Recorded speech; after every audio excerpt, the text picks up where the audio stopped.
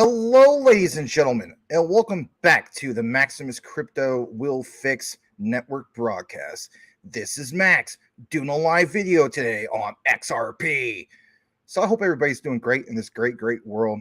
Hopefully, you're enjoying this start of the weekend. It is TGIF. Anybody from the 80s and 90s remembers TGIF? Thank God it's Friday, right?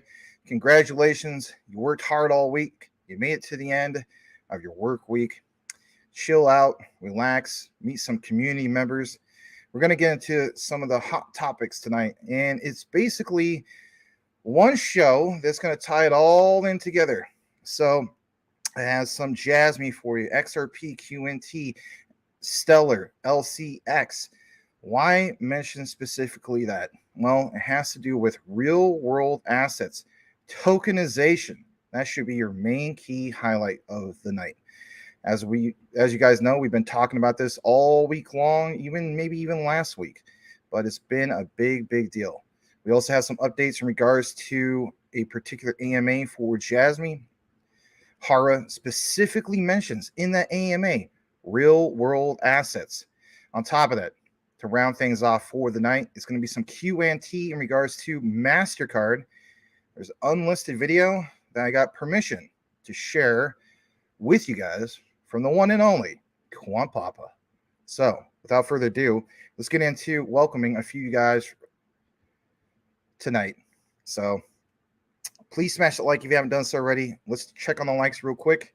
We are currently at 6 likes with, let me see, 20 people here. And on the other one, we got 9. So not too shabby. I want to welcome from the other channel, Sean Blondin. Hello all. Future looks bright.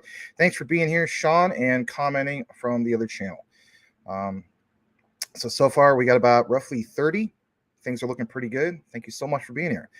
Let's start off with the first comment of the day. But actually, it's going to be Super Chat first. Thank you so much to Henry Brown. It's a support from the community. Max, a shout out to Tim Shea, Boomer Effin Sooner, Brian Dowie, Patrick Collier. This is a roll call.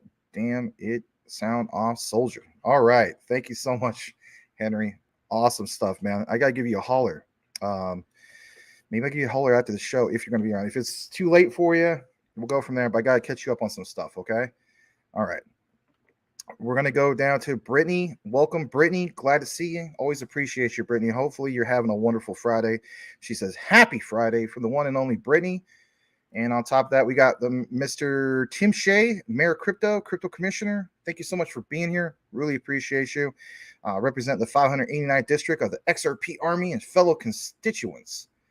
Crypto Commissioner. All right. We got GG in the house. Glad to see you more often, GG. That's super cool. I saw some of your comments earlier in regards to the recorded. Thanks for being here, and thanks for commenting. It's more than appreciated. Julian Cato, he says he loves this show. Thanks, Mr. Julian Cato. We appreciate you. Like I said, man, look at this guy. Look at how he pops right there, right? Looks like a darn movie star. So glad to have you here. Hopefully you're having a great weekend or start of it. It is Friday the 13th. You know, one of the things I prayed for earlier when I was saying grace was like, you know, this whole thing of this global jihad. It's just like, got to pray for our friends and loved ones, you know, send the guardian angels down and protect all of us. It's crazy times that we live in this world. All right, let's see here. But yeah, glad to see you, Magic Power. I'm sure at some point he says, you know, his typical, hello, guten Tag, Sie Liechtenstein Exchange. Jasmy in the house. Thank you for being here. Boomer Effin Sooners in the house. Hopefully you're going to be enjoying some football this weekend. Mr. Boomer Effin Sooner, good to see you. Glad to see you, man. Reading a few more comments. We got Patrick Collier. He says, what up, fam? 589th. XRP, XLM, Jasmy, no scam. That's a little inside joke for you guys on the other particular channel. Anyway. Let's see here. Let's welcome X Marks to Spot. Always appreciate seeing you from the recording and on the live. Good to see you. Good to see you. Adam 777, aka Crypto Holmes 777. Excuse me. Glad to have you here. It's going to be a few more comments. We'll kick it into the show here in just a bit. We're only about 5 minutes into it anyway. On the other channel, we also want to welcome Marvin Davis. He says, yo, Max and Tim Shea. Thank you for being here, Mr. Marvin Davis. Mike Fenton, thoughts of XRP being the electronic SDR. We're going to do a breakdown on some of these things tonight, but let's also welcome Mike Fenton. Guys, any newcomers you see, please give them that warm welcome. All right. Just trying to have a good balance. Let's also welcome Stump Rider. Appreciate you being here, man. And Sean says he's coming from Algonquin, or Algonquin, if I'm pronouncing that right, Park, Canada. Nice. I've only been to Canada when I was a kid, and it was British Columbia, Victoria Island, and of course Vancouver. All right. Yep. Good to see you. X, Glitch in the Matrix, also good to see you. River, good to see you as well. All right. Just welcome a few more of you guys. And yeah, GS, glad to have you, man. All right, cool. Yeah, I'll remember that. Definitely, probably right after the show, just to kind of catch you up, because we haven't talked in a couple weeks and about what with what we're working on. Excuse me. Mr. Lambo's Crypto Talk, glad to have you here as well. We're probably going to kick it into what we have real quick here soon. Yeah, I mean, it's just crazy times we're living in.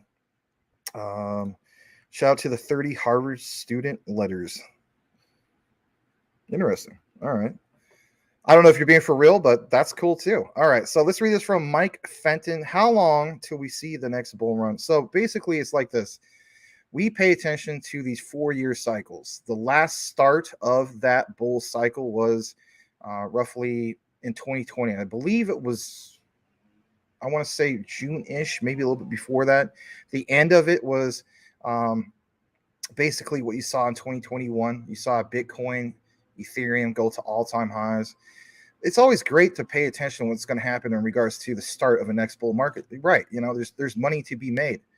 My thing is all-time highs and getting close to that. I mean, most of us won't ever get the very top, but it's that key thing when you notice that your portfolio, and this is why I always will state this, make sure you have some kind of portfolio management software. You could go with, for instance, some of these other ones, 3 commas. You go with, Todd Common Sense's TradeX. You could go with a free one. I mean, that's a free one too. I mean, I just, for instance, you always use CMC. But whatever the case be, have some kind of portfolio management software, because I'm telling you something else. When I first saw all my portfolio, especially with SHIB back in 2021, I mean, going from like my portfolio was like 20 something thousand, and then just like, oh my God, it says 93,000. And it's just like, and then later in the day, it was like 103,000. And I can't explain it, but something in your chest, it's like, oh my God, you'll feel that. And it's really, really something else. Anyway, look out for that. It's a 4-year cycles. I still believe that we are at the end or towards the end of the accumulation phase. I'll show you a little thing on what I'm talking about real quick before we kick into more comments, especially for you guys who are newcomers. So there is these things called cycles, and there's also called the accumulation phase. So I'll pull this up, crypto accumulation phase. It's a nice little visualization to give you an idea of how this all works. So I'm going to go ahead and share this particular one, put it up on the screen for you guys while I get through some more comments. All right, that's not the one I want to use. I apologize. I just got to find one that's a little bit bigger. Yeah. All right. Let me see here. Yeah, let's get the one that's a little bit bigger. Maximus, what's wrong with you, right? Let me pull this up. It's pulling up. There we go. Nice and big. Let's share this. Here it is. All right, yeah, 4 phases. So basically speaking, if you're able to see this, okay. Yeah, let's leave it on that particular picture. Yeah, that's good. The point is this accumulation. Who doesn't want to buy the bottom, right? That's the bottom line. Not everybody is going to be able to buy the bottom. Now, what interested me the most is, of course, all-time highs, but it's that little area of that markup. For a lot of people, it's like they might get it right at the halfway mark of getting all-time highs. And this is another thing I want people to pay attention to. It's like, it's not like we're picking on people, but we have to be real about this. So this is where I say, of course, these shows are called like DYOR, or today it's called TGIF, but it is literally doing more of your own research in regards to that. If you have, like, for instance, shout out to Will Fix. We talked earlier. He just didn't feel like doing a show tonight, and that's fine. The key thing is recognizing the research you've done, but really paying attention to the previous all-time highs of whatever project you're part of, whether it's XRP, QNT, Jasmy, you name it, right? And saying to yourself, okay, my portfolio says that we are literally at new all-time highs, or really about to get to that part. Well, what about when you supersede some of that? Do you get that much more great? You have to prepare for these what if scenarios, because it's going to be going from a case of it's no longer what if, it's like when, I have spreadsheets. Some other people don't do that. Maybe you're not old school like that. Hey, whatever the case be, know this though, I really feel as though that we're towards the end of that accumulation phase, and we shared enough info to back that up. If you don't agree with that, that's okay. Difference of opinion. But again, even if you look into the data, you will see that, yeah, you know what? There is these 4 years, cycles, if you will. And there is 4 phases of the crypto market. And where I'm at with this is I realize, look, the accumulation phase is definitely where it's at. And, it's a basic thing. Buy low, sell high. I mean, who doesn't know that, even with stocks? So I'm just going to leave that up there for a bit. I'm going to welcome a few more of you guys. I'm welcome Uncle Thursday. Glad to have you here. And let's see here. This is the longest bear market ever. I know that, for instance, Magic Power, and, we just have a difference up here. And I love Magic Power. You know that, man. It feels as though that, like, hey, man, there's going to be a massive crash. I believe you're still on par on that by the end of the year. We'll have to see what happens with that. But everything that is happening, and we'll cover this, I think we'll do an update tomorrow. So what are we at, Friday? So Investor Place always comes out with an update on Saturday. And it used to be we didn't have shows on the weekend, and then we give you guys that little weekend review and so on. I am so interested to see what they have to state with actual figures to back it up, right? These guys are data analytics pros, because, I mean, that's the industry that they've worked in for a while. And the way I look at it is there going to be enough to back up this thesis of, you know what, this accumulation phase is coming into an end, things are looking more bullish? There's a lot of indicators for it. I mean, even as we speak right now, was it the SEC had a few deadlines today? They also had a few deadlines that are going to happen apparently on Sunday, on the 15th. What about some of the other deadlines? So all these Bitcoin spot ETFs and so on, they're going to have to do something with it. That's about roughly 15 last that we saw in regards to those applications. What happens after that? What happens when we get into, for instance, the beginning of next year? Satoshi Nakamoto, the revealing, was that the 15th of January? Bitcoin halving. So, I mean, there's so many indicators there, right? And we'll get into some of the outline here tonight in a bit. All right, just gonna thank you guys. Read a couple more, right? Let's read this from Magic Power. The beginning of the utility runs takes time for real utility runs driven by big money, right? Or the utility actually being fully implemented and used. I want to state this real quick. This comes from Mike Cornwell. Last night we're talking on the phone. I just pulled into the driveway after picking up something, and basically speaking, we're talking about like the whole concept of, like, he was trying to give an analogy, and it was a great analogy. It was like about a race car. He's just like, whatever crew that is that invested into that particular race car, whether they're sponsored by many brands. I mean, in reality, just think about this for a second, put in layman's terms. So all these brands and so on. And basically speaking, you got this amazing car that somebody put like maybe $250,000 in to, beefing up for it could be in a race. But what's the main problem? Did that car ever race in a race yet? No. So I'm looking at like utility driven cryptocurrencies like your XRPs and so on.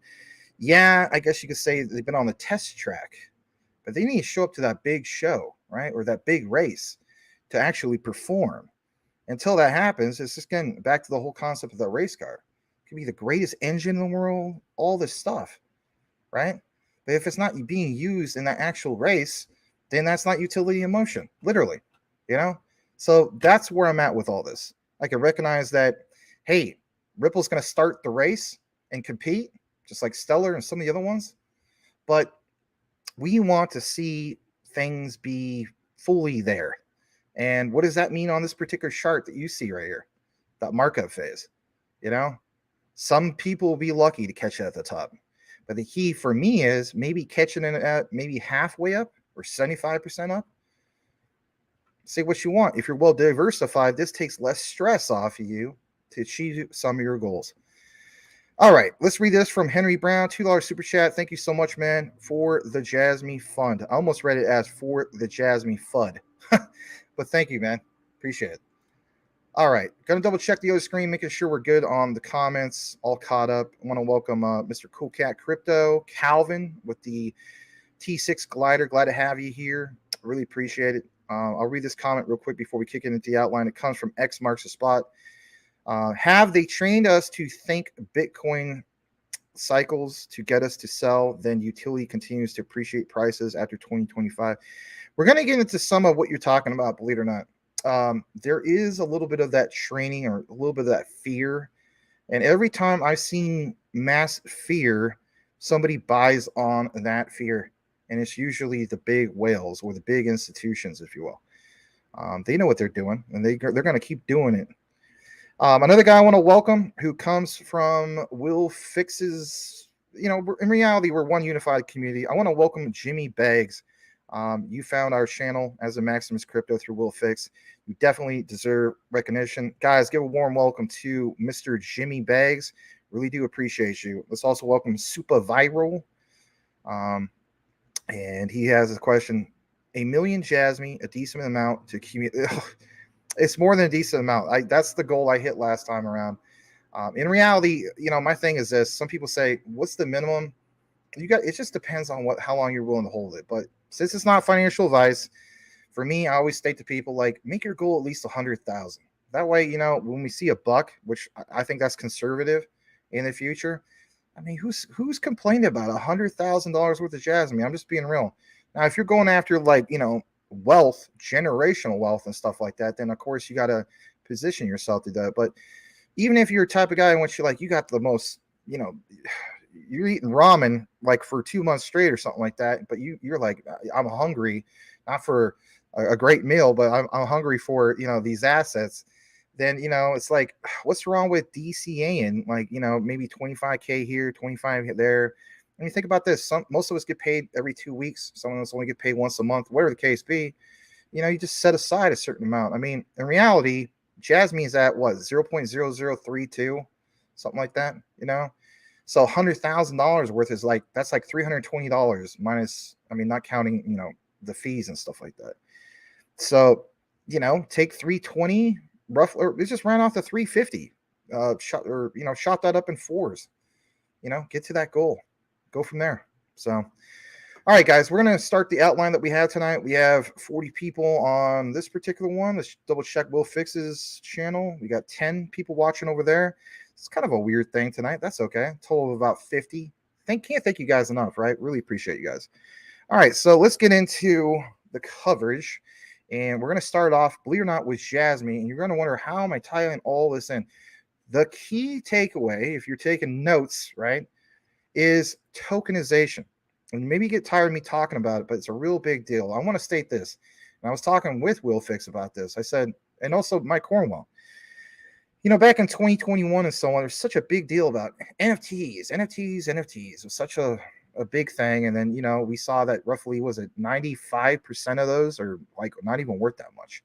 I think our key takeaway for what's going on right now, towards the end of the year, and within the next couple years, is tokenization. Because in my eyes, and again, this is just my opinion, tokenization is truly the key forward when it comes to utility runs. Why is that? Well, let's break it down for you tonight. Please smash that like. Let's jump into how we're going to tie in first Jasmy, XRP, QNT, even LCX. Do you see in the title why that was tagged? We'll get into that as well.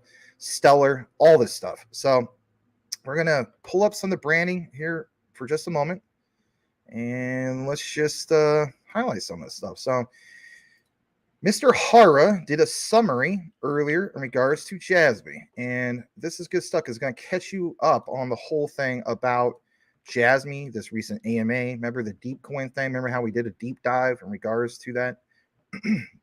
So he has a summary. He did basically post some of this stuff, right? In regards to the AMA with Deepcoin, basically including content from Deepcoin's EGO. So here was the original announcement, right? October 12th. Some of you guys attended the AMA.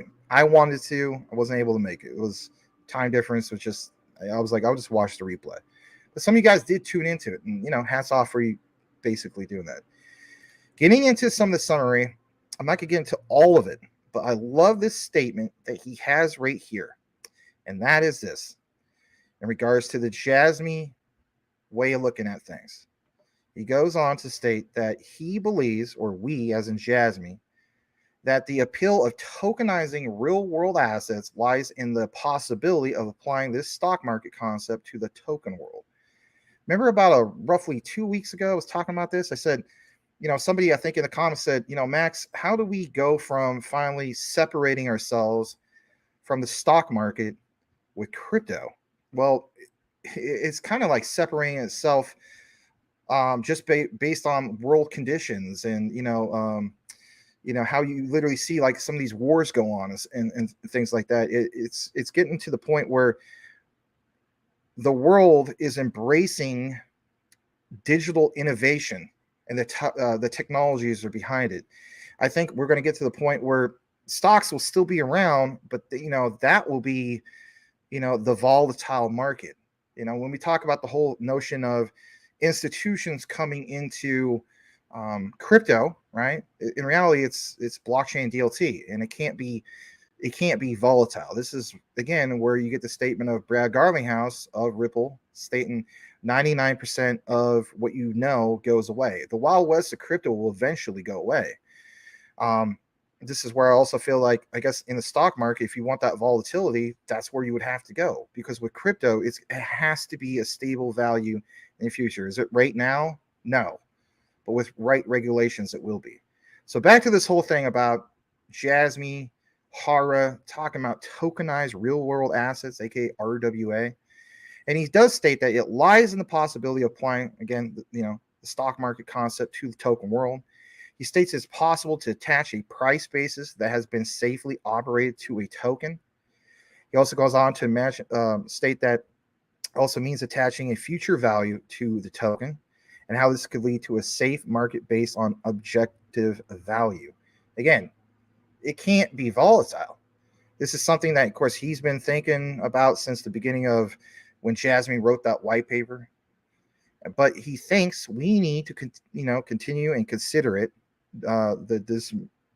disseminate, I should say, information and continue to provide evidence. Now, just a little bit about the AMA, not the whole thing, because you guys should look more into it for yourself as well.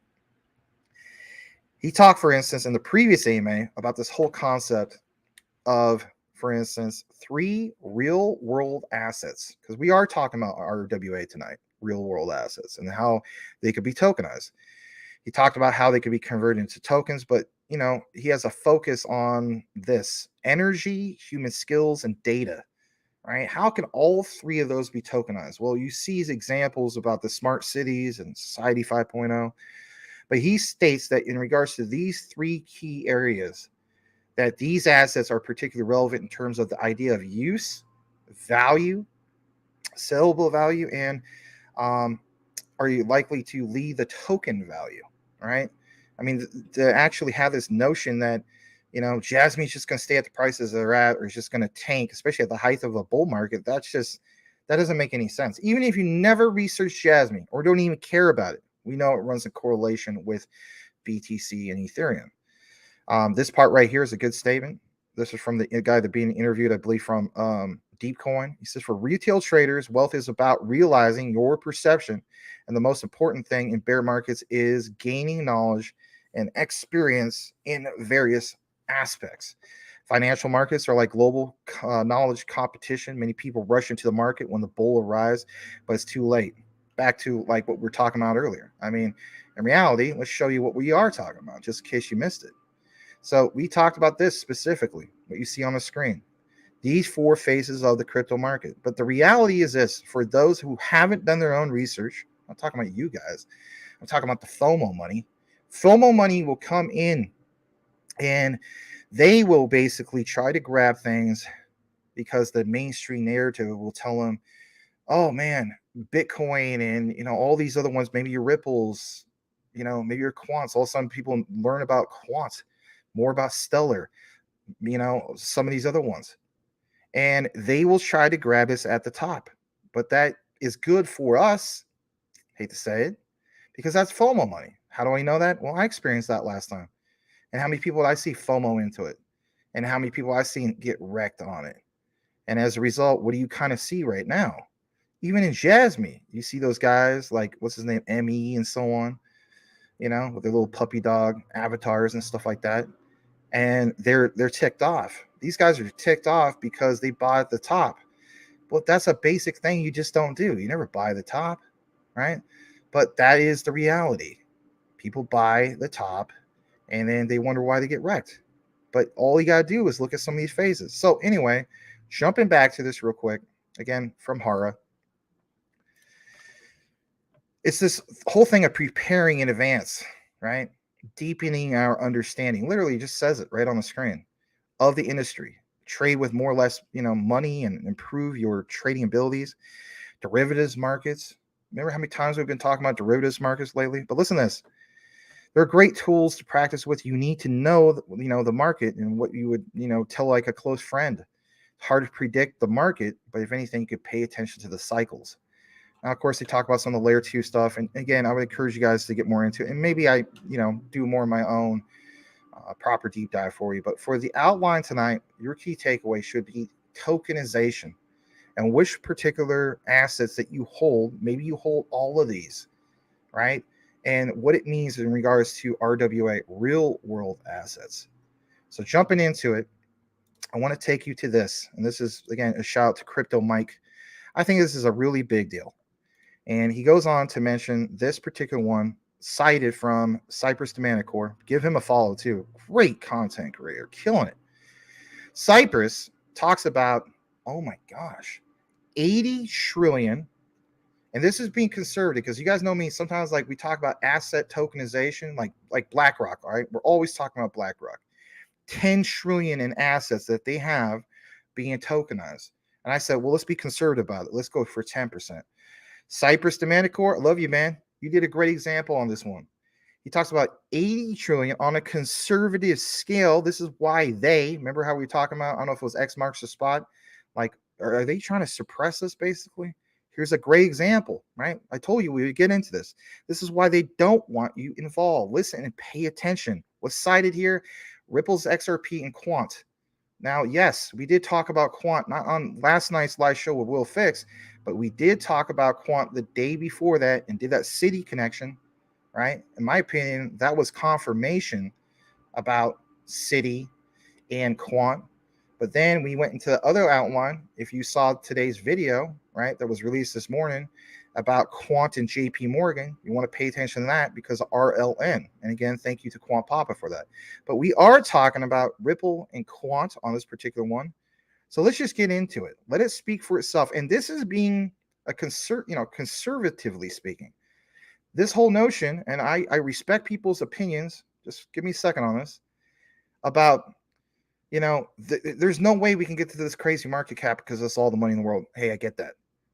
Let's give you an example of how this is possible. And then if you're still not on board with it, hey, it's okay. Everybody is entitled to difference of opinion. This is 3 minutes roughly. Please smash that like. We really do appreciate you being here tonight. Here we go. I'm going to show you all some numbers from a document that are absolutely going to blow your mind. And in my personal opinion, this is exactly why they do not want you involved, because they know how much money is about to flood into this space. This is a video breakdown real fast before I show you all the documents from a gentleman, a representative, I believe he's from JP Morgan. And he spoke at Digital Assets Week in California. This took place in 2023. Listen to what he says via his projection of how much of the total global market is going to flood into this technology. proportion of regulated markets will be on this technology, using it in a sophisticated way within a decade. You know, and what a reasonable proportion could be anywhere from the 10% mentioned previously to anywhere sort of sub 50. I don't think north of that is a rational number. 10 to 50%. Okay, so remember, 10 to 50% of global regulated markets migrating over to this new technology. Okay, so remember, 10 to 50%, that's going to play an important role. Let me show you all. This is a PDF that came out. Shout out to the Cyberx researchers, but look what it says: tokenization of real world assets, unlocking a new era of ownership. And right down here, it says tokenization will revolutionize the way we fund and trade and manage assets. It is expected to disrupt nearly every industry and sector of our modern society. It says we conservatively, this is where it becomes important. Remember, he said 10 to 50%, okay? He said we conservatively estimate that the total market value of tokenized assets will significantly exceed 10 trillion by 2030. Let me show you all why they're saying they conservatively estimate that it's going to be 10 trillion freaking dollars. And remember what the gentleman said about 10 to 50% of global regulated markets migrating over to this new technology, right? Check these freaking numbers out.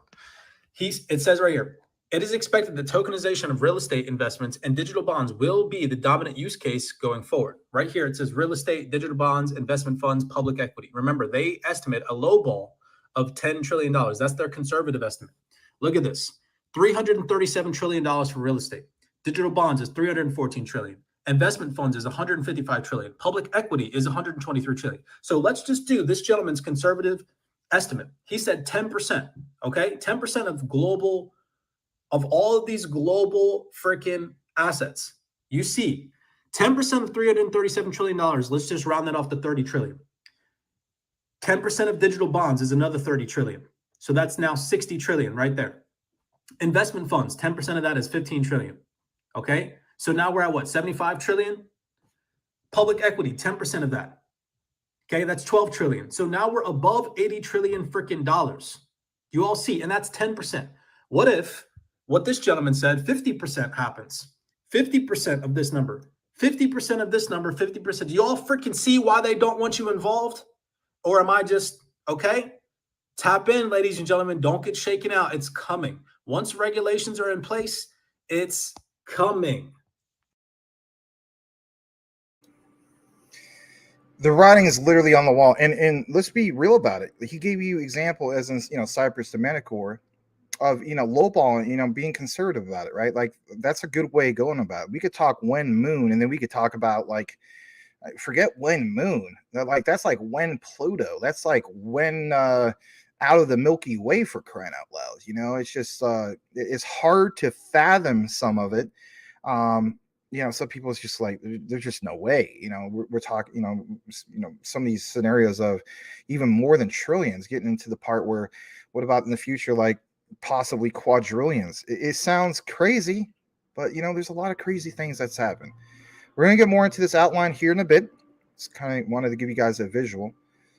Really do appreciate you guys being here, especially on a Friday. Think about this for size, right? I always mention this. There's nothing wrong with partying and having a good time, right? But you know what? You guys decide to tune in. You're doing something that roughly like 99% of other people aren't doing right now as we speak, right? Yeah. Why are you doing that? Well, you know the answer to that. Let's kick it back into the comments for just a brief moment. Just going to double check the other screen real quick. And I think we have some good questions, but I want to get into what we have. Cool Cat Crypto is here. I do want to welcome you. Glad to have you here, Mr. Cool Cat. QNT about to reach 146,000 wallets on Etherscan. And speaking of which, let's talk about something about wallets real quick. This was brought to my attention by Danilo, the guy that always comes in here. He's like, "Yer," right? That guy, right? Half Dan the Black or something like that, right? Good guy. He sent me a DM, and I meant to share it the other day, but it's actually, I'm glad I'm sharing it today instead. I'm going to share this right now on the screen. Let's just get right into it before we get into a few more comments. This is good stuff. You want to pay attention to all this stuff. So it states that on October 11th, from Crypto Frieza, right? That's this guy's name. Look what it states there, right? This is big, guys. It states basically that you have a wallet that was created 70 days ago, well, from the 11th, So like 72. That received 165,000 QNT. I want 165,000 QNT. Who doesn't, right? Since then, it has been buying 2,000 to 3,000 QNT almost every week. Remember how we talked about earlier, almost every day at this point? What is the big money doing, and who are they connected to? Here's the point. This wallet now has a total of 196,464 tokens. QNT tokens? My God. Can you imagine having close to 200,000 QNT? Now, some people are going to say, obviously this is, like it has to do with some kind of big whale, and who's that big whale part of? But, it's worth pointing out. Max, can you show me the part where it's verifiable? Yeah, you can look into it yourself. I mean, just go to Etherscan and so on, right? But here's the track record. 70 days ago, it first was created, just like he says. And then look at all these different ones for different amounts, right? It's been pretty consistent. Anyway, thought I'd point that out to you guys. And we'll get more into what we got. All right, let's go further down. Master Boss. Wow, glad I found you guys. Please recommend Cold Wallet. I'm always going to go with a Ledger personally. You go with Nano, X, if your XDC is your thing, you got to keep in mind that's kind of a pain in the butt. You have to make a custom folder, but there's tutorials. If it's cold storage, pretty much Ledger. I do believe in the future, and again, this is what really is going to help Hedera among many other things. I think maybe in the next couple of years, give or take, Hedera will be the cold storage solution at some point. I full-heartedly believe that. I also believe that they will be the entry point for many people that were just scared to get into crypto, because they'll have a way in which even if you lose your seed phrases, you can recover it. That's game changer stuff. And we talked about that. But hey, man, thank you, Master Boss. Like your name, man. Very, very cool.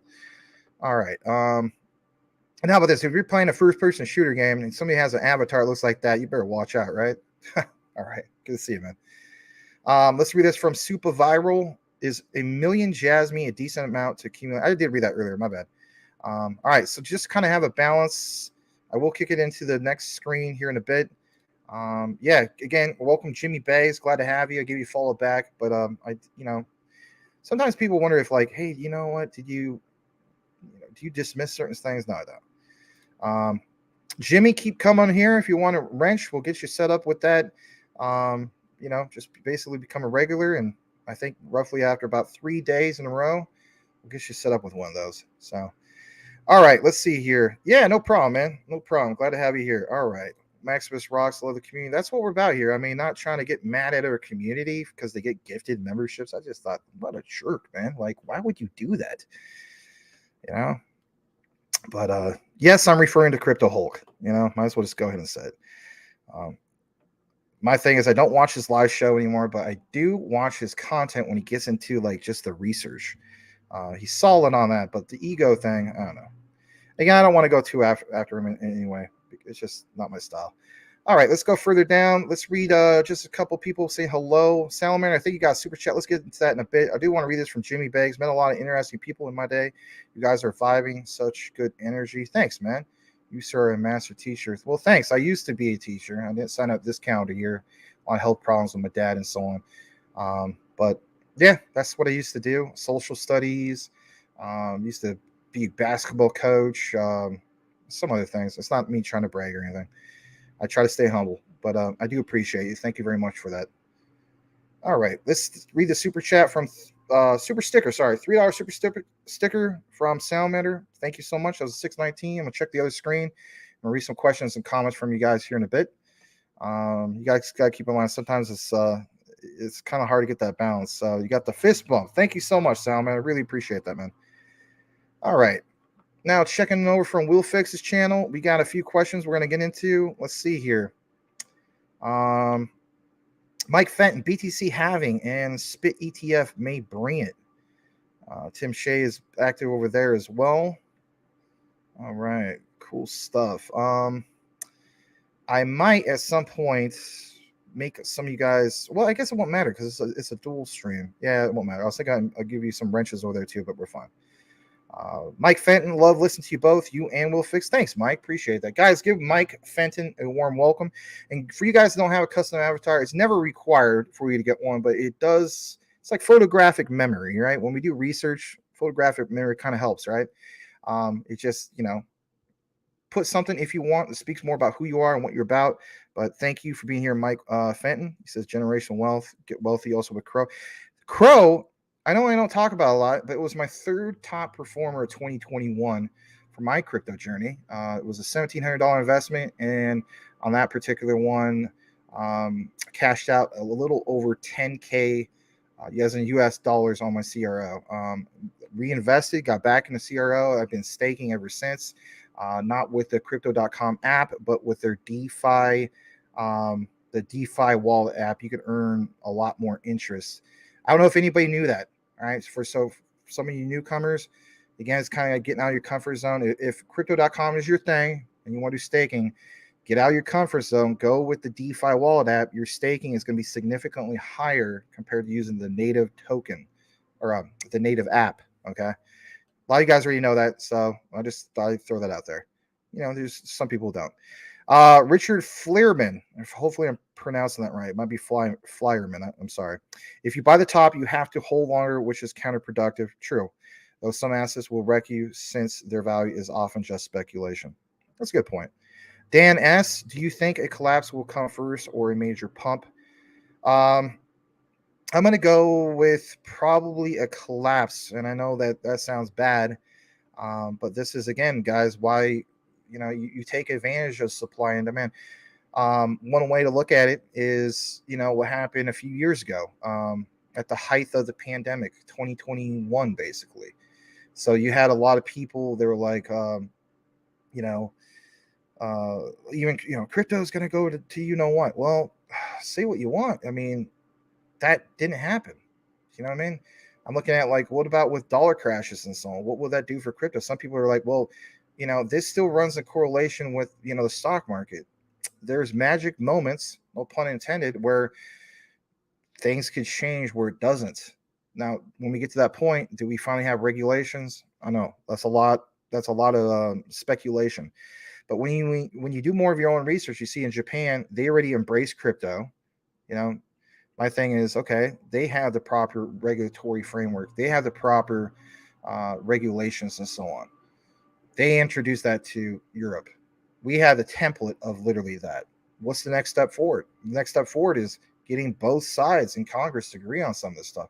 You're now starting to see some of that, but not to the full degree that we want. All right. So I read some of the comments on the other channel from Will Fix. I'm going to jump back to this one. I'm going to welcome a few more of you guys.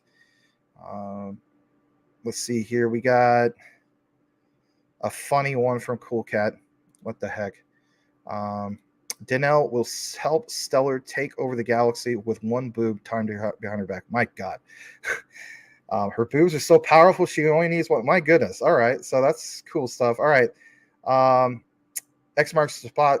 Utility is blanky blank huge. I agree with you on that. Mark Bailey, great content as always. Thank you so much. I'll read just a couple more comments, and I'll welcome this guy, Mr. Corey Bibe, aka Not the Scam. He says, if you had an opinion, would you buy one BTC or 27,000 of another crypto? You know my answer. I don't know if you're asking other people. My answer is 27,000 of another particular crypto. However, I will state this, and I don't necessarily agree with everything on Crypto John. That doesn't mean I don't respect him. I like Crypto John. He's a great guy. I consider him a friend. We just have a difference of opinion. So I think I watched his video from earlier today, and he said that he doesn't like the idea, especially with what happened with Polygon. He feels as though that, I think it was with Polygon, we'll be more than good in the bull market. So what's there to really sweat? But he is leaning more towards investing into BTC because he's already invested in plenty of alts. And he feels as though with BTC, that's a safe harbor. I think there's a lot of people look at it that way.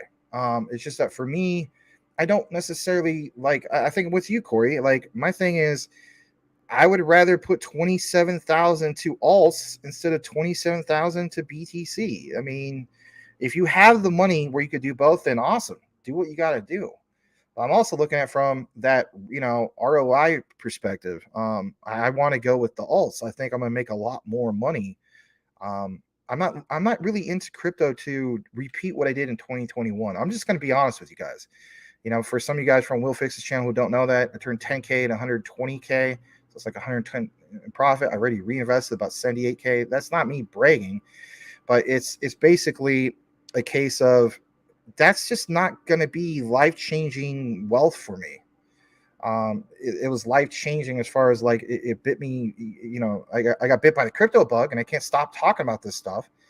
But where it's at for me is like, yeah, I think I put 27,000 into other crypto, as in the alts, your XRPs, your Quants, your XCCs, your Stellars, your H-bars, right? Your Jasmys and stuff like that. And I get it. A lot of people even, don't realize the potential of Jasmy. I would encourage you to look more into it. But this other comment from Corey, or actually from Cool Cat, he says, how about 27,000 worth of BSV? I mean, in reality, if we believe in innovation, BSV would be your answer to that. I think that would probably long term would probably be a better bet. But people want to go with what's proven. I still look at BTC as like a vintage car, like your Model T, if you will. Model T is worth 110,000 as we speak. What happens with BTC? But what happens with BTC if you hold it too long? What about what happens after this next cycle? I mean, let's just be real. BTC in the year 2030. I mean, if we're talking about cross-border payments and stuff like that, there's no bank mentioning about cross-border payments for BTC. But I get the other side, like your Michael Saylors and so on, saying it's not used for that. It's just used for a store of value, like like a Federal Reserve stores gold, right? Are they transferring gold all over the place? No, they're not. They hold it though, right?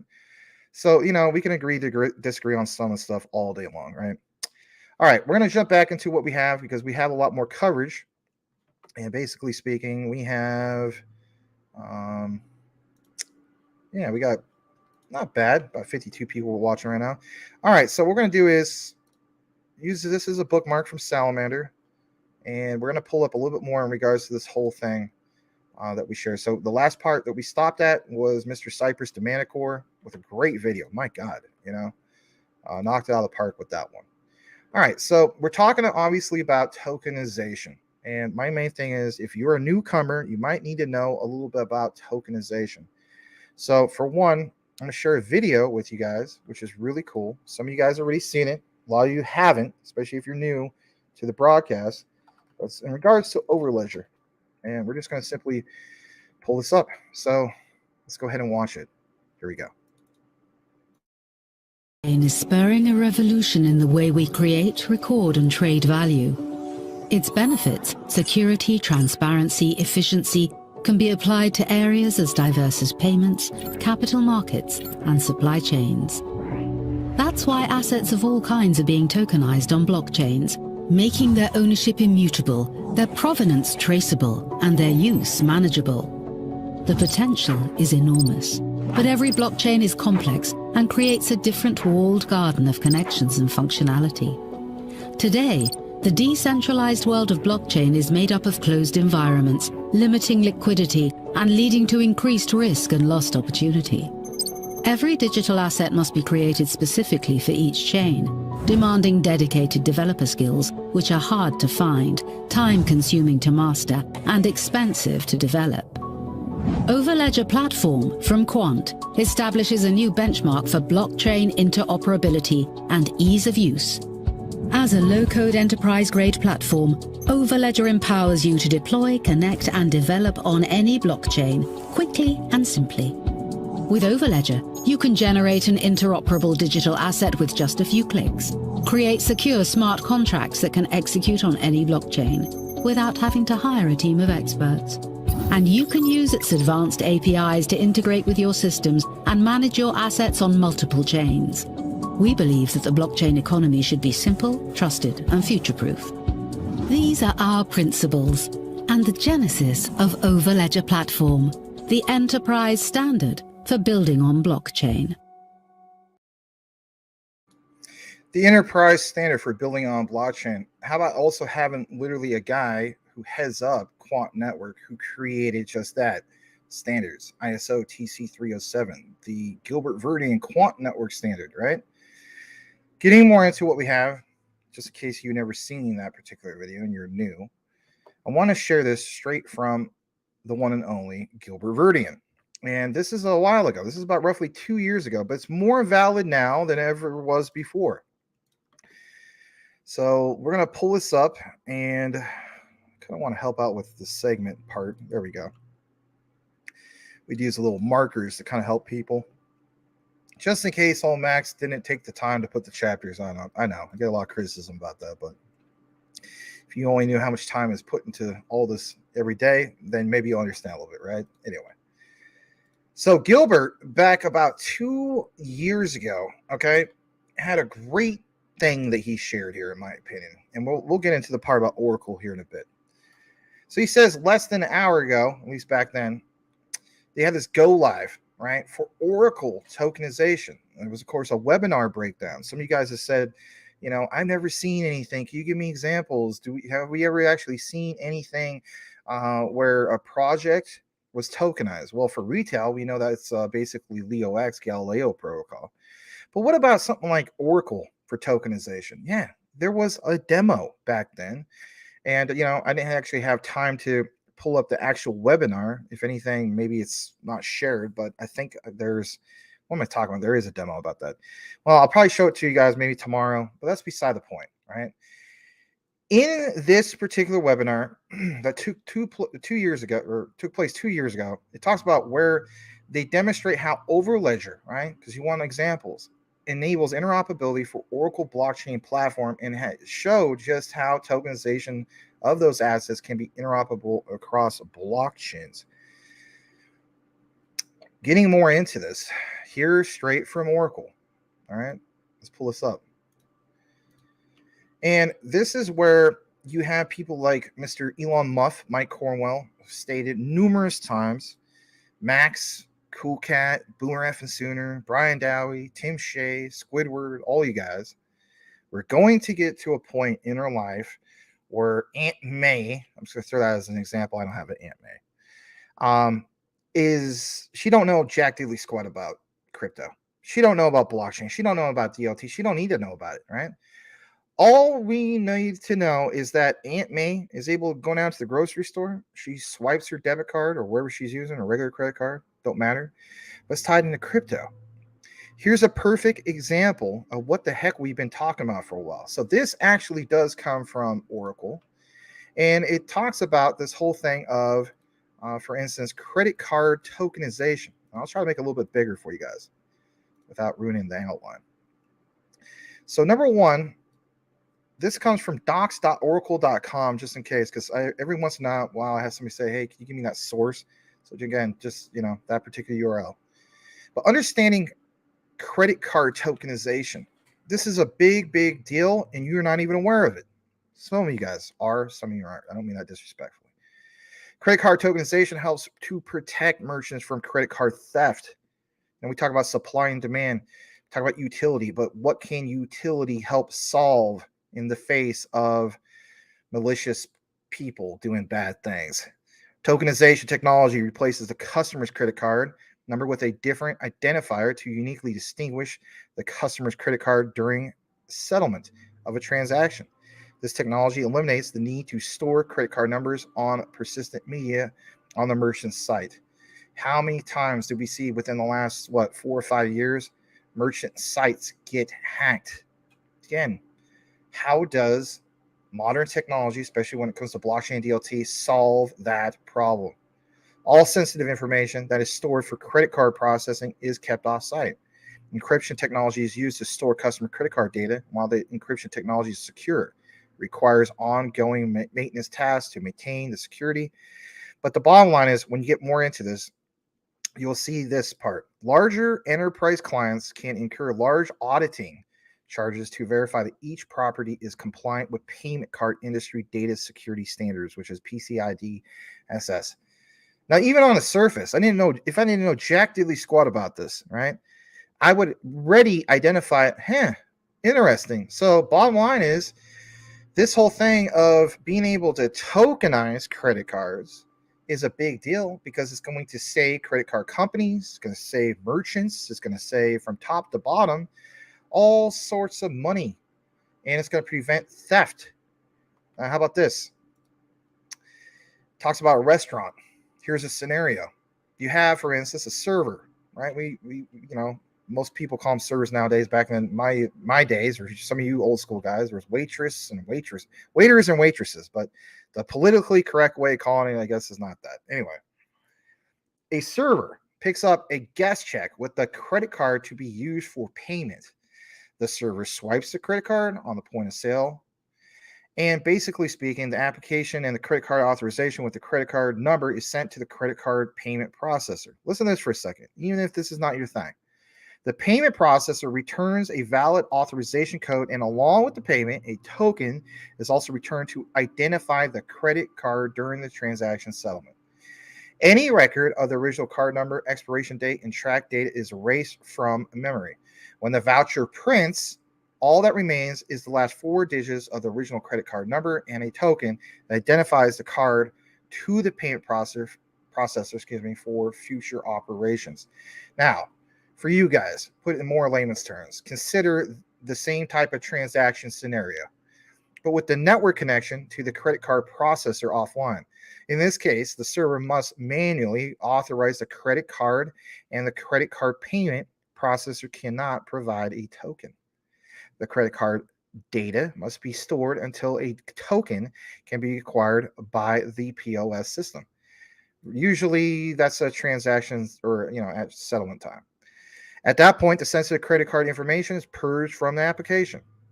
And of course, it does a whole breakdown about it. I'm not going to get into all that. But my main thing is understanding how some of this breaks down. And even some of the example about Visa. But how did Oracle come into play? And why is that a big deal? Well, look what it says on the guide. Hospitality Symphony Configuration Guide. So they already realized a long time ago that this was a problem. And they went ahead and really solved it years ago, right? Like 2 or 3 years ago. That's Oracle. We understand the whole big connection of APIs when it comes to Quant network. But that's just one small example of tokenization, right? Getting more into this, I want to share this with you. And this comes straight from the Quant network, okay? Because it gets right into the nitty gritty about it. So Quant network had this post, and I wish I could make it bigger, but it really just, it's hard to follow. So, some sites we can blow it up, and some it's just not going to be able to. But they state that, most of us are already familiar with certain things. For instance, like, digital money compared to physical, cash money, fiat. Makes it easier to, for businesses to do just that, business. Make it faster, more efficient. Person don't want to necessarily dig through their wallet for change or whatever, right? But it does talk about this whole thing about making it easier to do business, especially across borders, and how the central bank currency will be even more into the realm of crypto. And they give this example of real estate and how it's going through a similar journey with tokenization. Your key takeaway, again, tonight should be tokenization, hence why it's in the thumbnail. But look at this example. Today in real estate in itself, tokenization is in its infancy, but the market is growing at a rapid 19.8% compound annual growth rate each year. Experts are anticipating a boom, right? An absolute huge boom. Will Fix yesterday gave that example with you guys, right? With Lofty. He was like, hey, I put like $50 into this just as an example, right? But that is one of many examples of the tokenization of even real estate. We understand even when it comes to crypto, there's projects like Propi. There's projects that I covered, Relio, aka Rio. But experts are basically anticipating a boom, and they're anticipating a great big boom in regards to this. So I covered the thing a while back in regards to Boston Consulting Group, but if you're new to this, I want to state this again. This is good stuff. That they predict $3.2 trillion of home equity alone will be held in tokens by 2030. Now, for some of you guys, you say to me, well, why put so much emphasis on 2025 and so on? Because in my opinion, that's when we get to the all-time highs of this next particular cycle. There's other cycles that will happen in the future. Some people say no. Some people say, well, it's just a utility run and has to be stable. But my thing is this. There's a thing of stable. What about when we get to the next higher level for stability? Is anybody really talking about that? How about this whole thing about tokenization as a liquidity stream and investment tool? Just hear me out on this. Maybe you're already caught up about this. This is good stuff. There are different ways to invest in tokenized real estate. Yeah, no kidding. Will Fix obviously talked about it, and I talked about it quite a bit as well. But investors can buy shares, just like Will was talking about yesterday, of the property with fractionalization, just like with a real estate investment trust. The right to share of the property's profits can be basically traded as well. Here's another example. Investors who want to cut or have a cut of the rental yields or gains from flipping a property. In places like this, like in the United States, for instance, where renovating and selling properties is often a freelance affair, this opens a whole universe of opportunities. The buy to flip market could be about to get disrupted. Remember what he's talking about last few days, especially industries that need to be disrupted. Who are the disruptors of those industries? Now, this is a Quant example, right? For real world assets, for tokenization. Earlier, we talked about Jasmy. What does Jasmy disrupt? Jasmy disrupts a huge industry, one of the biggest ones out there. Your Googles, your Facebooks, your Apples, your Amazons. That's why it's called GAFA, right? They disrupt that industry. How much is that going to be worth? Now, for some people who are naysayers, they're going to say that's not going to be worth anything. And I could say that could be furthermore from the truth. And the reason why it could be furthermore from the truth is because you now see a shift when it comes to the decentralization of that data. People are learning that they don't want to just freely give it out. And for a place like the United States, where some people say, I don't care if it's 2030, I don't care if it's 2040, Max. It's never going to happen here. People are just going to freely give it away. Okay, fine. But also understand that there's other cultures and other places in the world other than the United States where they are fully embracing these new ways about going about business and so on. Smart cities, Society 5.0. And it's not just Japan. We even see that Indonesia's on par. Did you watch the video in regards to what we had shared in regards to that? Yeah. Indonesia ranks 4th in the world in regards to population. And they're all going gung-ho about some of this technology. And we already saw that plug, that connect in regards to, for instance, Jasmy, right, with Bajit. So my thing is, I see countless examples where there's data, real estate, you name it, when it comes to tokenization. How about lenders? Do you ever think about this for a second? Lenders also use tokenized assets as collateral, of course, for a loan. You want some big figures? I'll give you one. 4 billion of loans have already been conducted with tokenization. You want some examples of some countries that are utilizing this utility, if you will? Well, you have Mexico, Kenya, Nigeria leading the way. And Kenya and Nigeria, especially Nigeria, we know lead the way, even when it comes to Stellar. There's many other ways tokenization is used to enhance liquidity or even make investing more efficient. What about this part about overcoming regulatory and standardization hurdles? I want you to listen to this for a second. So for one, we know that eventually we will get to the point where we have that regulatory framework. I think we already do, right? It's literally DFFT from Japan, shared with the European Union, and now brought over to the United States, but it's labeled different.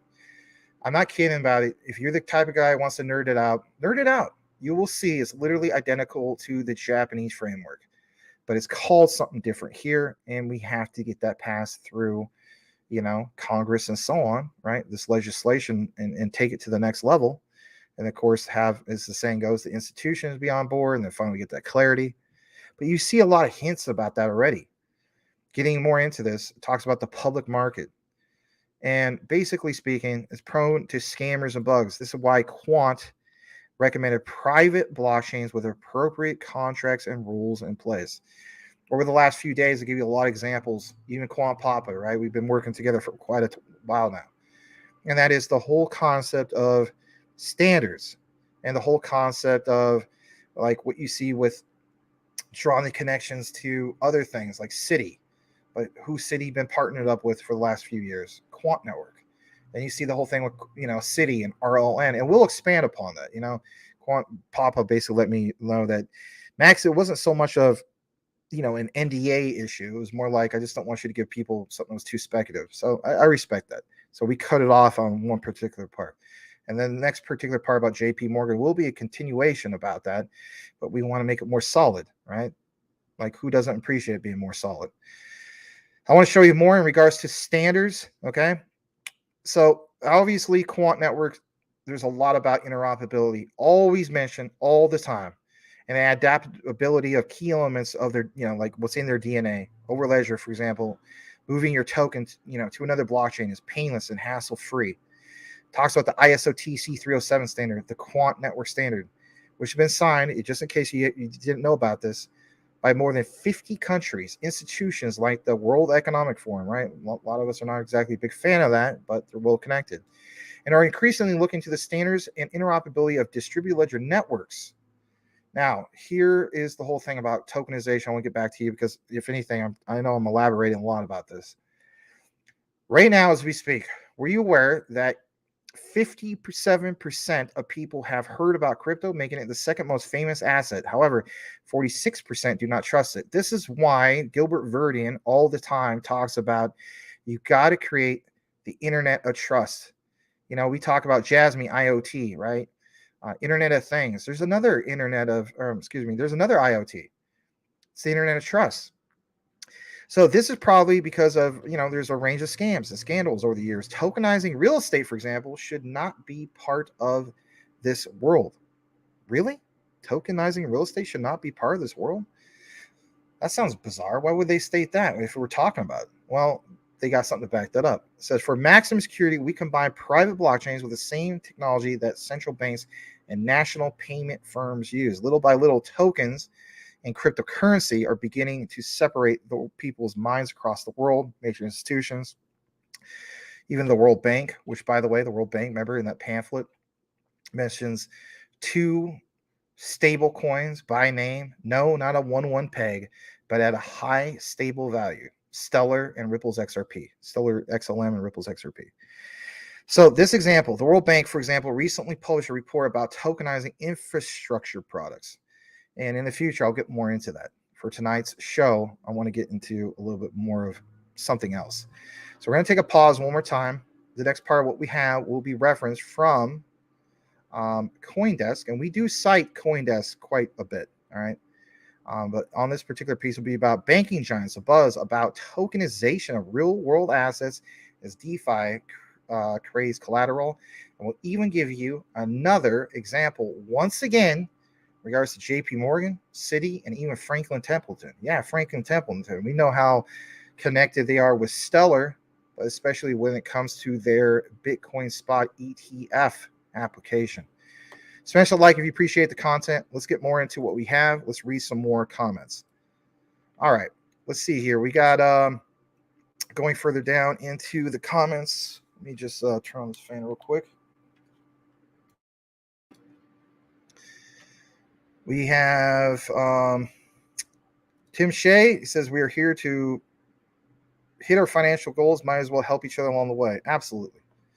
Robert Williams. He got himself 330 Jasmy. You were talking about the other night when I asked financial advice. Hope it works great.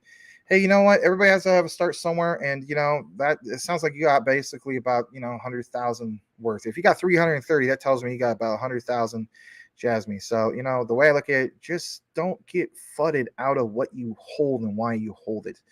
I get it. I have a difference of opinion with some other guys and so on. Some people don't like the idea of layer 2s or, migration and stuff like that. My thing is this: we're in a bear market, for crying out loud. It's like, I'm going to buy these things at bottom. We're currently at bottom for most of this stuff. Could there be even more of a bottom? Well, of course.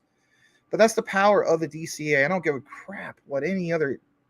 This is not me towards Crypto John. This is more towards Crypto Hulk, sorry to say. But him stating to everybody to not DCA, like we're a bunch of idiots because we DCA. Are you kidding me? Like, no, DCAing justifies and helps have a nice average of what you originally got into. Thank God I DCA'd into some of this stuff. You want to know proof in the pudding? I don't even know if he wants me to mention this. Sorry, Mike. What about Mike with Crypto Mike Cornwell with his Jasmy? If you want to talk about a guy who had a perfect excuse to join the FUD bus of Jasmy scam, those type of guys, it would have been Mike Cornwell.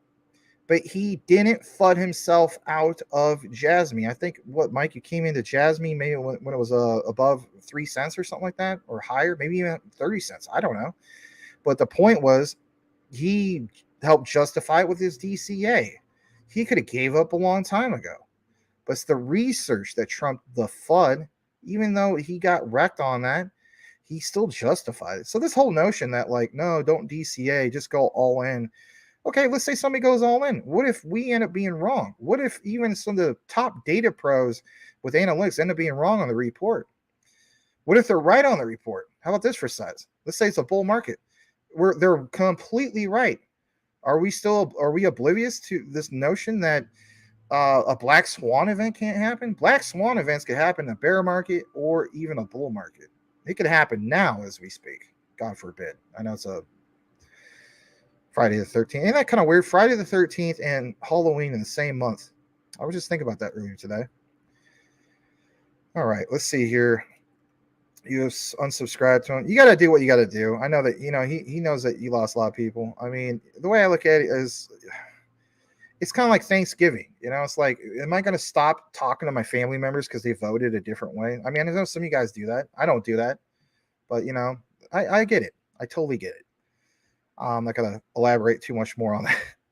All right, Magic Power. This community is exceptional, different from the others. However, as it grows, it will lose some of its charm.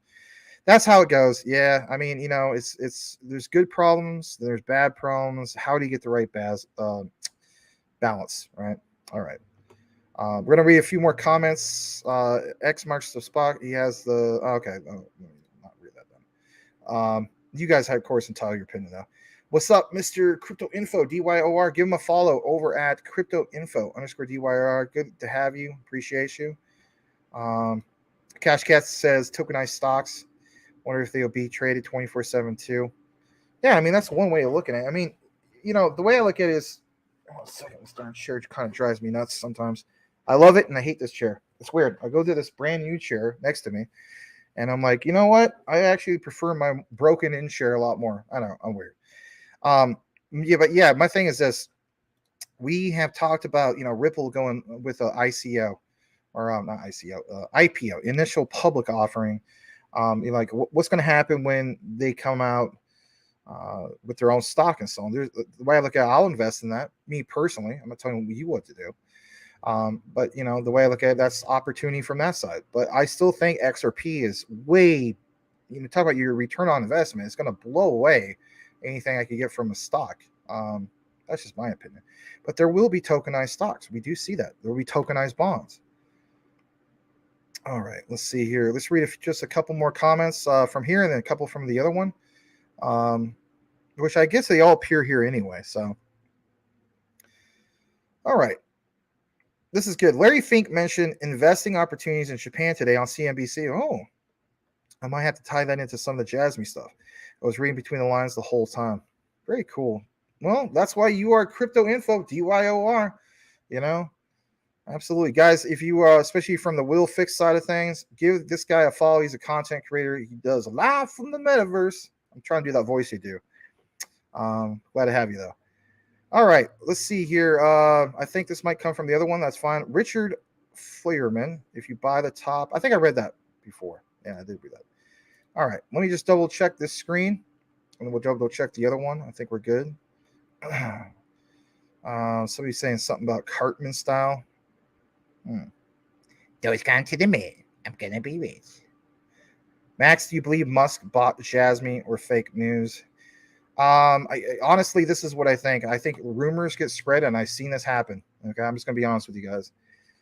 Somebody sees a thumbnail I create where it shows literally, was it Kazumasa Sato, and then it shows Elon Musk.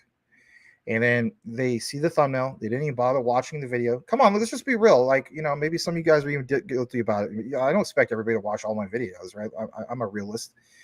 And they say, wow, Elon Musk must have bought some Jasmy. I didn't say Elon Musk bought some Jasmy. Some people say, well, that's a little bit of clickbait, Max. Wait, whatever you want to call it, maybe a little bit, right? But at least I back it up in the video about like, okay, look, he's got a problem when it comes to privacy, and he needs to address the problem. Check out what happened when he went to Japan. That was my outline of what I was sharing, and I was also feeling like, well, who better to help him realize the whole thing of data privacy than the one that was first regulatory compliant? Does that mean he bought Jasmy? No, that does not mean he bought Jasmy, but you know how rumors can spread, right? So it is what it is. I mean, and there was another one I think I put out. It was BlackRock, obviously, and Quant. Like, yeah, I obviously see that being a real thing. But did BlackRock just come out and say, hey, we bought QNT? That was another thing I saw also spreading. So I honestly think people just look at thumbnails and they just say, yep, that's what happened. They don't look at the material. Now, a lot of you guys look at the material, and I thank you for looking at the material and reviewing the material. That's why the material is there. But, it's just kind of like a textbook. I could have a student, nothing against some of my students. I love and miss a lot of my students. But I have some students, right? One in particular, I'm not going to say his name. He's one of my favorite students. And he would do this. He would take a book, and then he would just like take what's on the surface and so on. Perfect example was One Flew Over the Cuckoo's Nest. If you guys have ever read the book or watched the movie, great movie, right? Won Best Picture. Jack Nicholson also won Best Actor, right? But what is one thing we know about that? The book is great, so is the movie. In my opinion, the book is better, right? It's focused on the Native American character. In the movie, there's no focus on it. So he was trying to share to the class, my student, about the whole book. It had nothing to do with the book because it came from the character R.P. McMurphy. But that's the point I'm trying to make. The point is people will take a thumbnail and they'll do a summary, and it has like, no, you didn't look at the material. The material does not mention or confirm that, and I get it, some of it's speculation, but so what? My thing is this, he still has a problem when it comes to Twitter or X, where you want to call it, and going over to Japan. I mean, that's why I would be, looking at it. We know Elon Musk is a big proponent about cryptocurrency, blockchain, DLT, and so on. He has made it public that he will never come out with an X coin. And this, again, fuels the whole debate of, well, then which one does he pick? Right, exactly. So my thing is, I still think Doge will be a reward token. Just hear me out. I don't think it'll be used for cross-border payments. Of course not. Who's going to use Doge for cross-border payments? But I am looking at Doge from the perspective of kind of like we said about yesterday, and that is basically, a reward token. Kind of like Axie Infinity. You have a reward token, as in SLP, Smooth Love Potion. I'm honestly looking at it from that perspective. So even though I'm still up in profits, not by a lot, but in profits on my Doge, I still recognize it's a bear market that we're in. And what happens at the height of the bull? Well, even if I only hit half of what Dogecoin did last time around, I'll be more than good. And then what can I also do with that? Well, that could be maybe spending money. Maybe that could be a power swap into some other assets that haven't boomed yet. We all got to do what we got to do. All right, let's see. Let's read this from Robert Williams. Jasmy is going to be a crypto you will gain passive income on, like XRP, out of all the cryptos, which are the ones to make passive income on. That is honestly one way I look at it. But at the same time, I would still state, set yourself up for a real plan. For me, I'm just going to be blunt with you guys. My plan, and I haven't hit my goals on it. So I have 3 separate goals. I hit 1 out of the 3. One goal was to hit 1 million Jasmy, okay? And I did that. So my new goal is 3 million Jasmy. And maybe people get tired of me mentioning this, but my thing is I do want to take profits on Jasmy. It will be one I don't marry. At some point, I'm sure there's going to be people that even at the height of the bull market, Max sold his Jasmy. Oh my God. Well, yeah. I'm in it to make money just like you guys are too. I mean, there's times that we got to do that. So for me, out of 3 million Jasmy, it would be yeah, most likely at $1, I sell 1/3 of that. And then at $5, the 2/3 position. Then the final million left, it might be 10 million, or I might say, wow, man, we're up to freaking $10 at Jasmy. Do we hit the $17 KPI? If I get any sniff or whiff, whatever you want to call it, a whiff, that, man, there's enough to show even that much more evidence in 2026. So let's say I sold 2/3 of my Jasmy position. It's now 2026. And we do get confirmation of, yep, Sony and Honda, that joint venture, and they're going with the Internet of Things, and they're literally, activating WITS, and WITS got the whole thing with Jasmy. Or if it's not even WITS, or I'm sorry, it's not even Sony with Honda. Let's go with Toyota, for instance, because we know that's solid. So Toyota's like, yep, we're going 100% EV. I'm just looking at scenarios here. Going 100% EV. We got all these sensors, things like that. Let's activate, WITS. Well, WITS is already a subsidiary anyway. Then you already have that Jasmy connection. So I'm like, that's a no-brainer right there. So then do we hit even a whiff of the KPI targets for 2026? If that's the case, my God, that would be like, holy cow. That would be like $17 Jasmy. Long before then, we already had the layer 2 and stuff like that. I didn't give into the FUD. And again, kind of like shout out to Lewis Jackson, staying emotionless. That's his brand now. Emotionless. I think it's called like NO, whatever it is, right? It's literally like his branding. It's like a clothing brand. But that's cool. I don't want my emotions of like, this guy said this and that guy said that. And no, I'm looking at the bigger picture of things. And the bigger picture of things is, yeah, I could make a little bit of money right now as we speak. I could sell some of this stuff off and take some profits. But what if I never get to those prices I originally came into?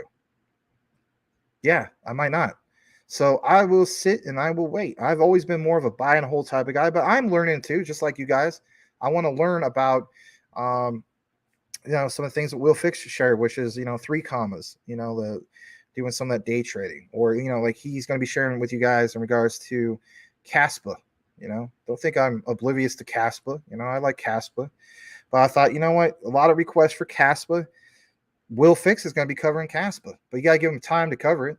He wants to give you his report on, when he finally gets the miner in. He says it's going to take a couple weeks because I guess it's coming from Australia. I didn't realize that. Yeah, and that's cool. And I shout out to GF Berg, who's been mining Caspa, mentioned he would like to do a collaboration with Will. I think that's awesome. I don't know of a lot of other channels where you have examples of, guys who do the live show with you guys and bring you content can be like, yeah, you know what? These guys are also literally mining and they put this investment in. Here's the reason why. And let's see how well they're doing it. Even from a viewer point of view, like you guys, I want to see how that works out. I mean, that's a bold claim. $100 a day off your Caspa. And even if it went down in value, they're going to still be more than good. What about when we get to the height of the bull market? Oh my gosh, right? Crazy stuff. But just like anything, it takes an investment. Speaking of passive income, Cool Cat says Cosmos is a good one for passive income. Cool stuff. All right, let me read the other screen real quick. I want to respect that particular one. So we got, let's see here. Gary Dominguez. He says, good evening, family. Glad to have you here, Mr. Gary Dominguez. And I appreciate Tim Shea being over there, taking a look and helping out as well. Morris, Steve, good evening. Just found you both over the last couple of days, enjoying your content and advice. Thanks, man. Guys, give a warm welcome to Morer Steve, if I'm pronouncing that right. Maybe we'll just call you Steve. All right, we're going to kick it back to what we have. We got still quite a bit to get into. We're about roughly close to the hour and a half mark. We got some real solid, good stuff for you tonight. So just going to eliminate a few of these tabs real quick. Obviously talked about Oracle, talked about a lot about Quant.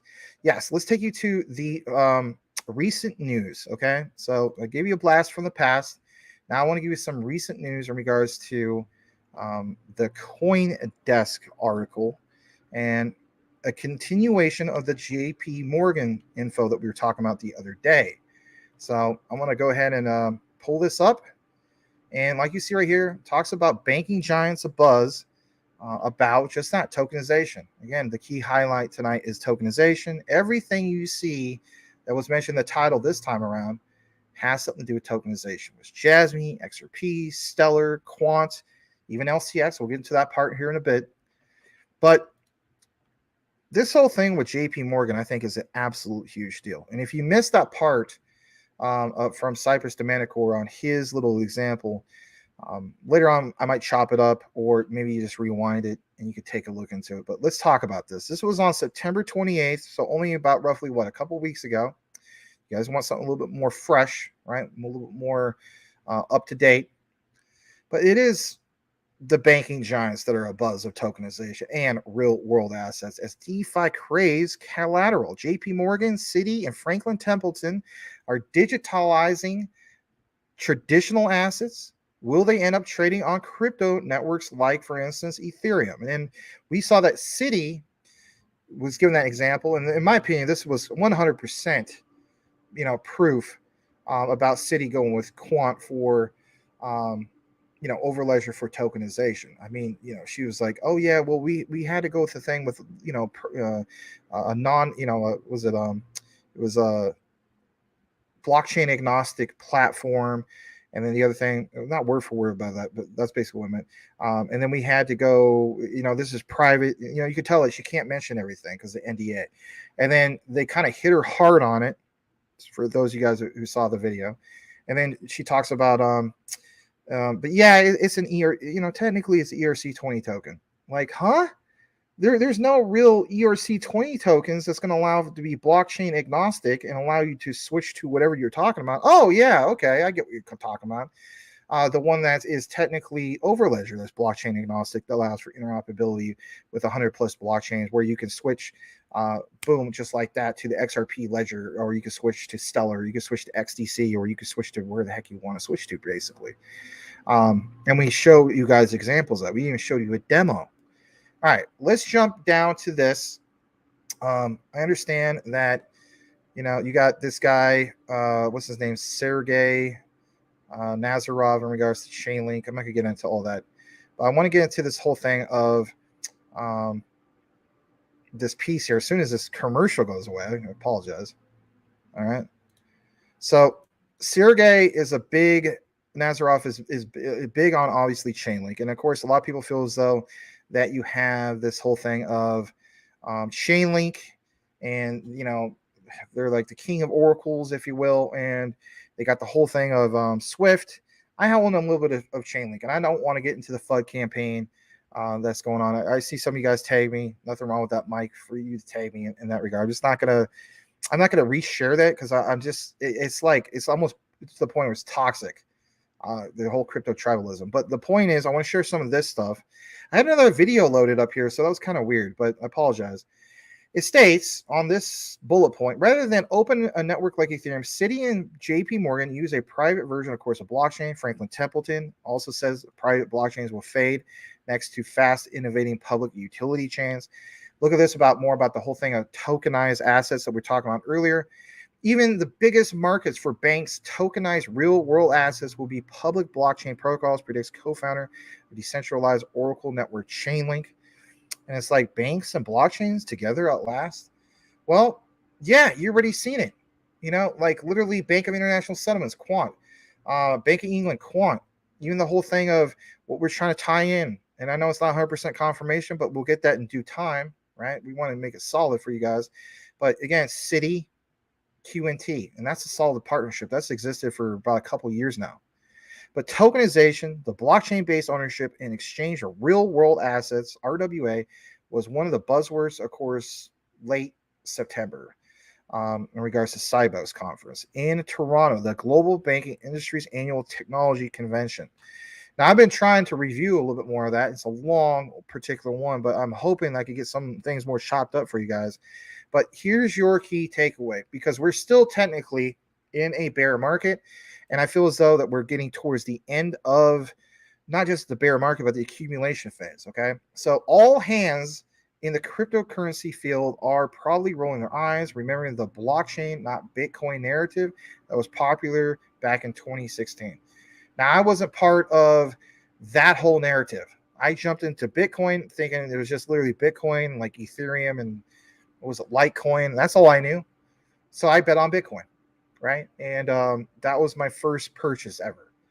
And I didn't get back into alts until January 2021. But let's face it, that was a narrative back then. And if you were from around back then, that was probably your narrative too. But during that crypto bear market, at least then, vendors breathlessly pitched sanitized versions of blockchain networks, referred to as the somniferous mouthful of distributed ledger technology. To financial institutions and other corporations, little came of these pilot tests and proofs of concepts, but what ones survived? Your ripples. Even with, all the bad things happened in regards to the SEC going after them. And you have, for instance, other ones that emerged, that came out of Ripple, obviously Stellar, right?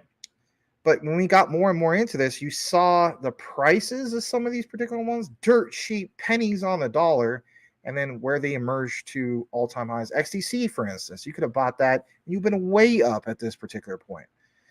But while it's easy, like it says, to feel like this is all deja vu again with both public and private blockchains, DLTs, but we are on the path of converging. And this point, one end of the spectrum are banks and financial institutions whose blockchain activities have largely been confined to using permission networks, are attracted by purported cost-saving efficiencies.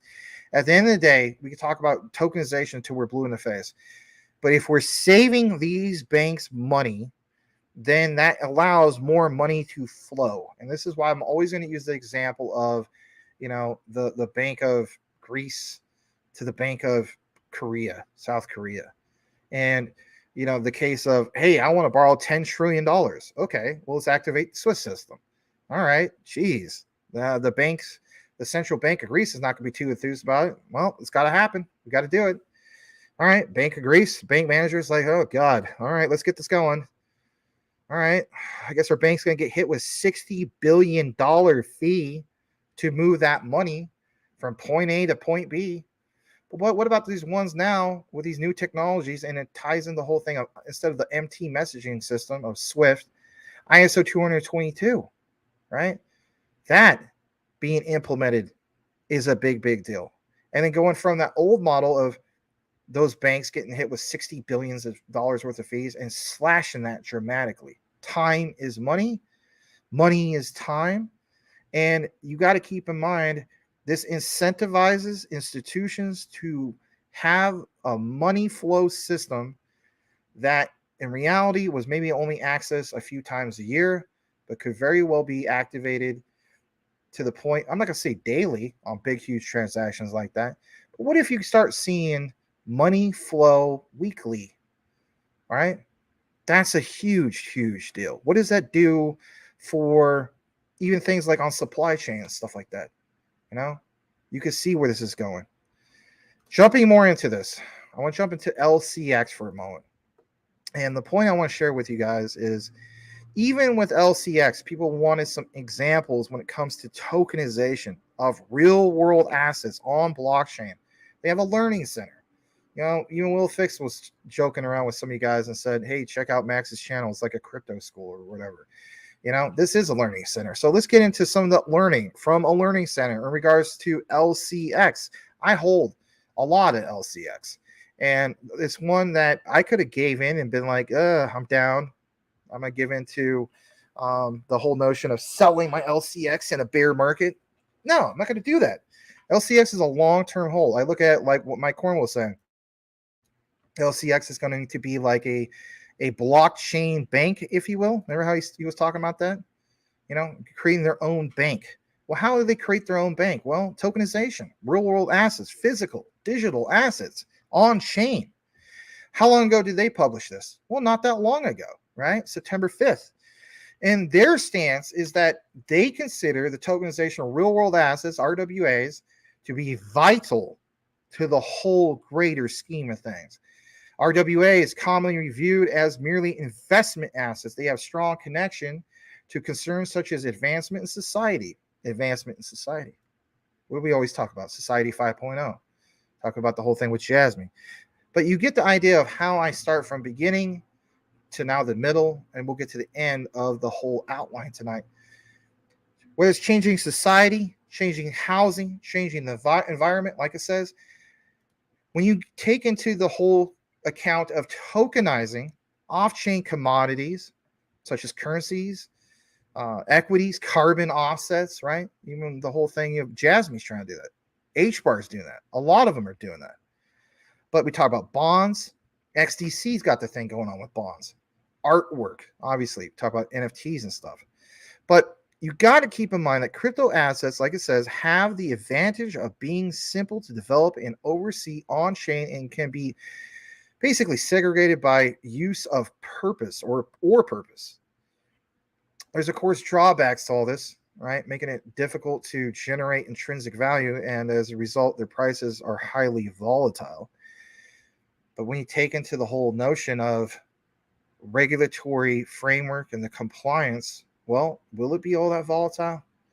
Because here's the thing, that will eventually happen. Does it happen within the next couple of years? I think so.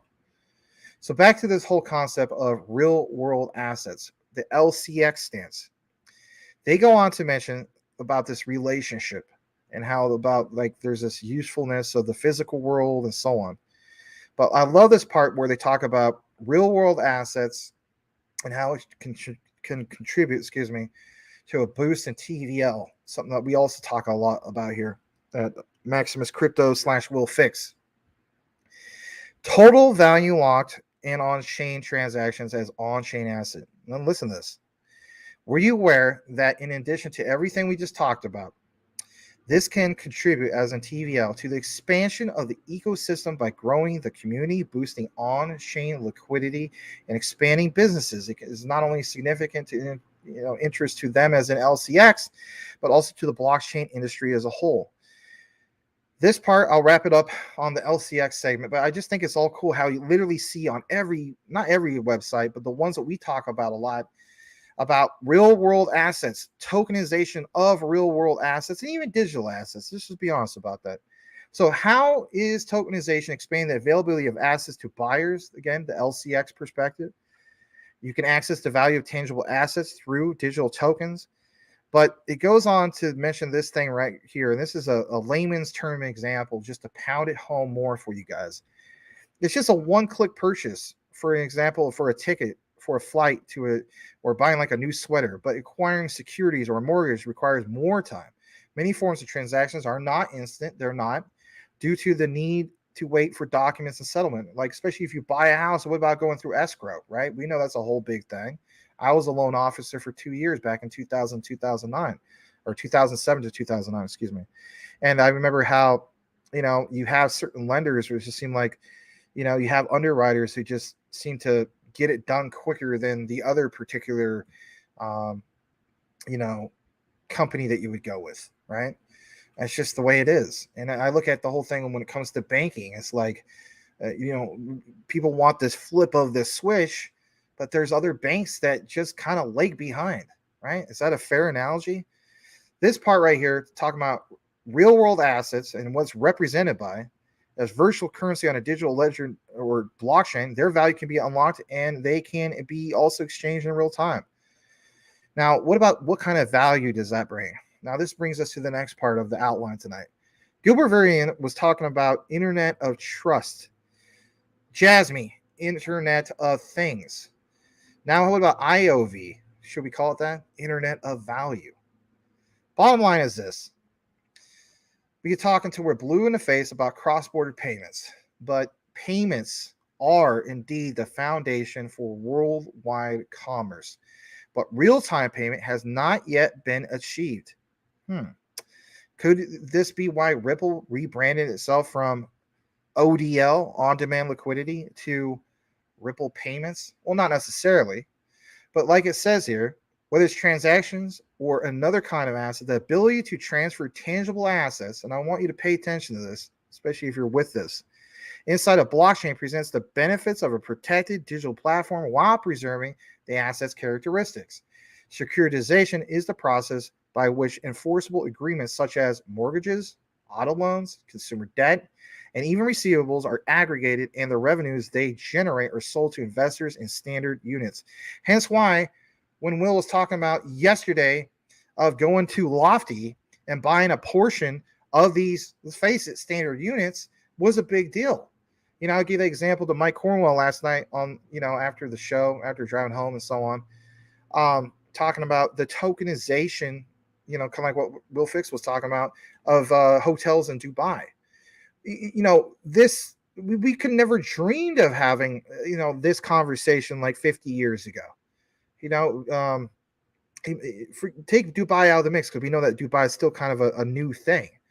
Can you imagine buying a portion of a hotel, over in like Paris, France, or Rome, Italy, or something like that? Like that just, it sounds unfathomable. Like, people will be like, well, you have to live there, or you have to know somebody, or there has to be some kind of connection that you can basically do, and because there's requirements about citizenship and all sorts of things. But when we talk about Web3, you are now able to have access to things you just simply never had access to, and you don't even have to live in these physical places, right? The beauty of the world that we live in, the internet. Says here that since the early 1970s, in regards to this procedure, it's become more prevalent and widespread of the standardization of units, but instead of reorganizing cash flow as securitization does, you got this thing of monetizing the right to use by having the right use case. So there's a whole big thing about this, obviously, and about why tokenization real world assets. And it's kind of a reiteration of what was mentioned on Quant. But you like the idea that they not only talk about some of this stuff, but they get more into detail. They want you to learn about it. And let's bring this in before we tie in the whole thing about Stellar. I love this part. What about the real future, real world assets tokenization? So remember how I was talking about Franklin Templeton earlier in regards to Stellar? Well, you have traditional financial institutions. They're, of course, enthusiastic about all this, such as gold, equities, all this stuff, right? But back to this whole thing about Franklin Templeton for a second. They're an investment fund that launched the Franklin on-chain U.S. government money fund on Stellar back in 2021. Remember how we talked about Polygon earlier? Well, they expanded to Polygon in 2023. This year, the investment company is the first, and listen to this, U.S. registered mutual fund to process trades and record the ownership of shares, doing just what? Putting on a public blockchain. What about Bank of America? How many times do you see Bank of America, and how many times do you see them in regards to Ripple? Well, Bank of America even recently referred to real world assets tokenization as, quote, key driver of digital asset adoption. So my key thing for you guys is you see the writing on the wall for so many different projects you're invested in. This is why they got mentioned here tonight. And according to this report about this key driver of digital asset adoption, over $1 billion has been invested into tokenized gold market. There's also increasing demand for U.S. tokenized treasury bonds. Did, Larry Fink not mention that? Yeah, he mentioned that. He mentioned that quite a few times. So, you got this whole thing of tokenized money market mutual funds nearing 500 million according to data. You got this other report of from LCX talking about international business advisory firms predict that worldwide demand for tokenized real world assets will grow to what? 16 trillion by 2030. Again, this was the report back in September. Fast forward to what we showed you guys earlier from Cypress to Manticore. On those examples that he gave, my God, if you missed that part, you want to go back and watch it. You don't have to do it right now. I'll chop it up for you. But it indicates just that a future tokenization looks promising. And we tie in everything. So I get criticism. Max, stop tying in Jasmy with ISO 222. I don't. You ever notice I put, the tokens of what ISO 222 is associated with, right? Your XRPs, your XLMs, and so on, your XDCs. And at the very end of the title, it says plus Jasmy, because I want people to know that, yes, I'm fully aware it's not ISO 222. It doesn't matter. What does matter for you as a particular investor of these particular, digital assets is the key factor, the common ground, and the common thing for all of this is what?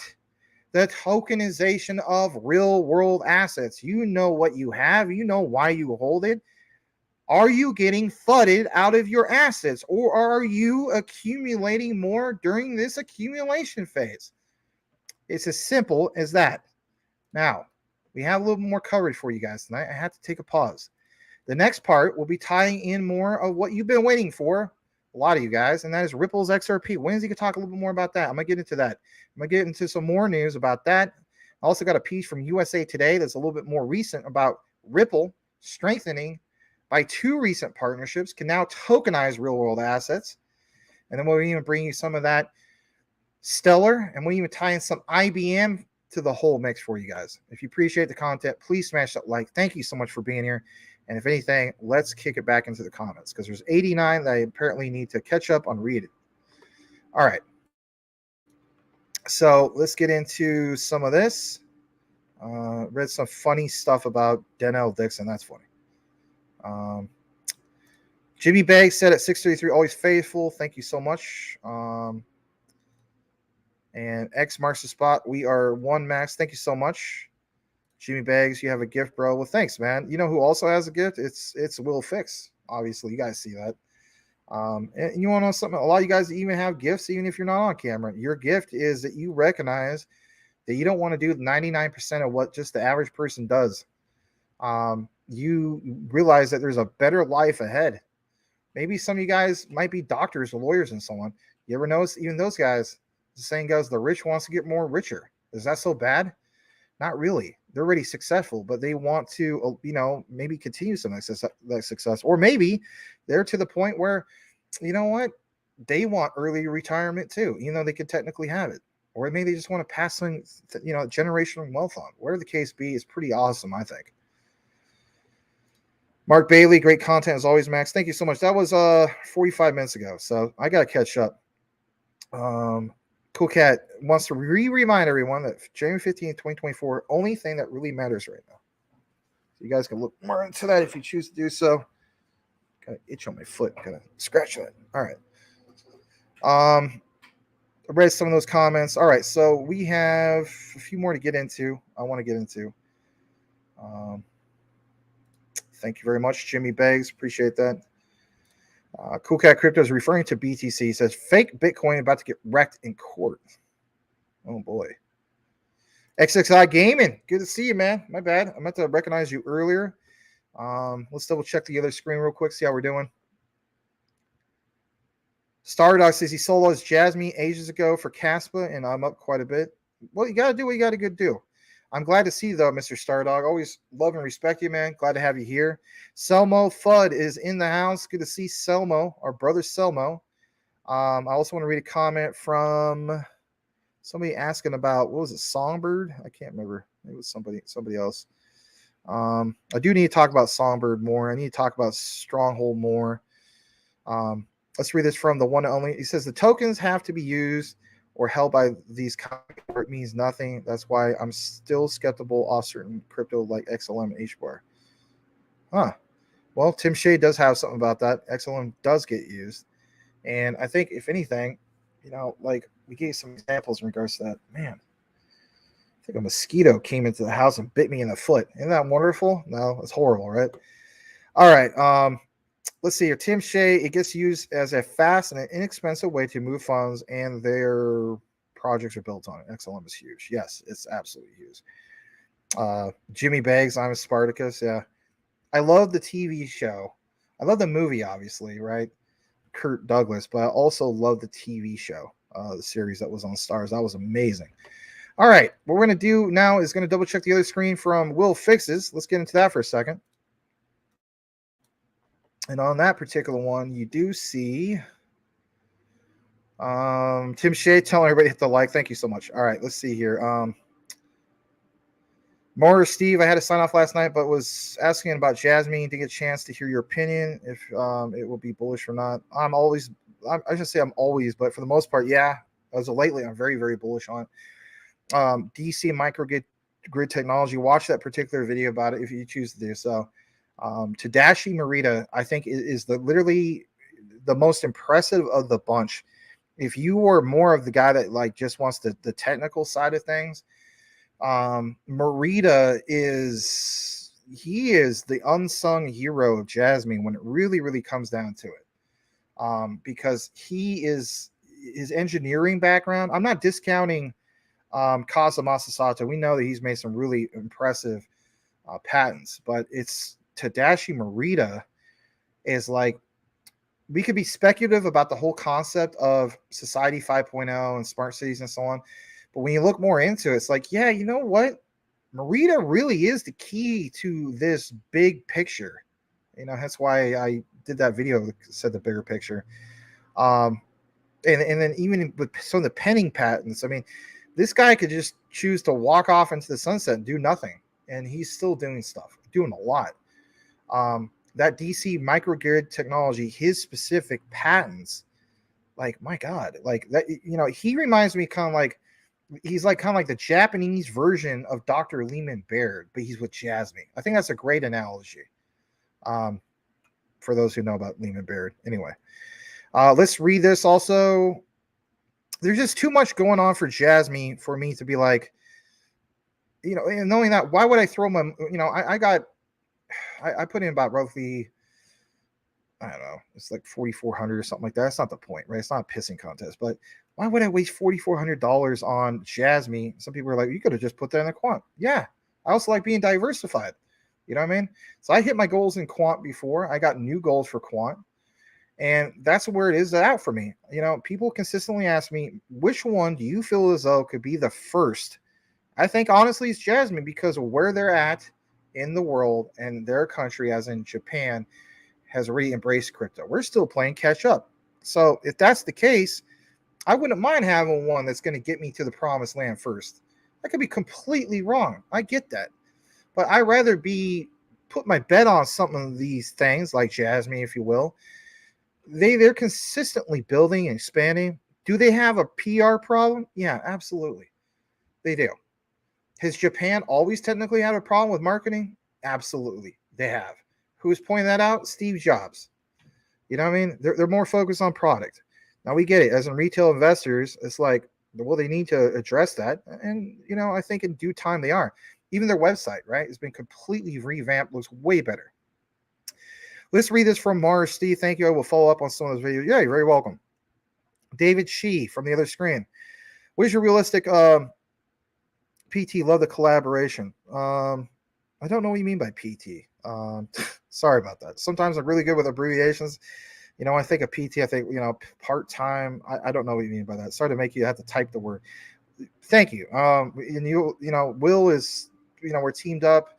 But the thing is, you know, coming together and creating great content and giving you guys updates, and not only just updates, but taking deep dives. I mean, that's kind of like where I guess I shine.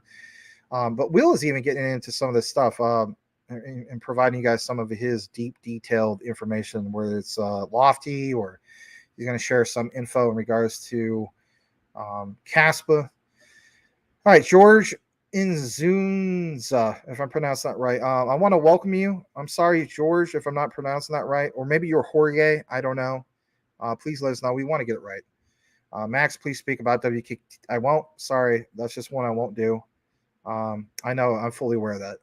I won't cover WTK for my own personal reasons. I hope you guys do well with your investment. That's not me fudding your investment. I would never do that. WTK is one I do not want to cover. I've covered it once. I'm not going to cover it anymore.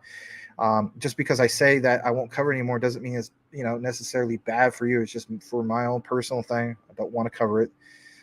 You guys, to be honest, I think you guys will do more than well. I just don't want to cover WTK. And I know that might be disappointing because we talk about ISO 222, but that's just something I don't want to cover, and I'm not going to cover it. So hope that doesn't offend anybody. That's just my stance. If Will Fix wanted to cover it, that's fine. I'm saying I'm not personally going to cover it anymore. But I think you guys will be more than fine about that in regards to your investment and so on. All right, I'm going to read one more comment from this side, and let's see. What if you could only pick one? Well, it's a tie with QNT and XRP, but if it's only one, This question is a scam. All right. Yeah, there's my answer on that one. Right? All right. All right. Let's see here. Yeah, I know that Cool Cat Crypto will say BS3. So anyway, that's good stuff. Return on investment, most important with vision of utility. That's a good one. All right. I think I'm caught up on most of this stuff. I'm just going to double check real quick. Yep. I think I am. All right. Let's see here. See how we're doing. We have 42 people total watching on both platforms. Not too bad, right? I know it's a Friday night. You're going to be doing other things. There might be other shows. We're at the hour and 55-minute mark.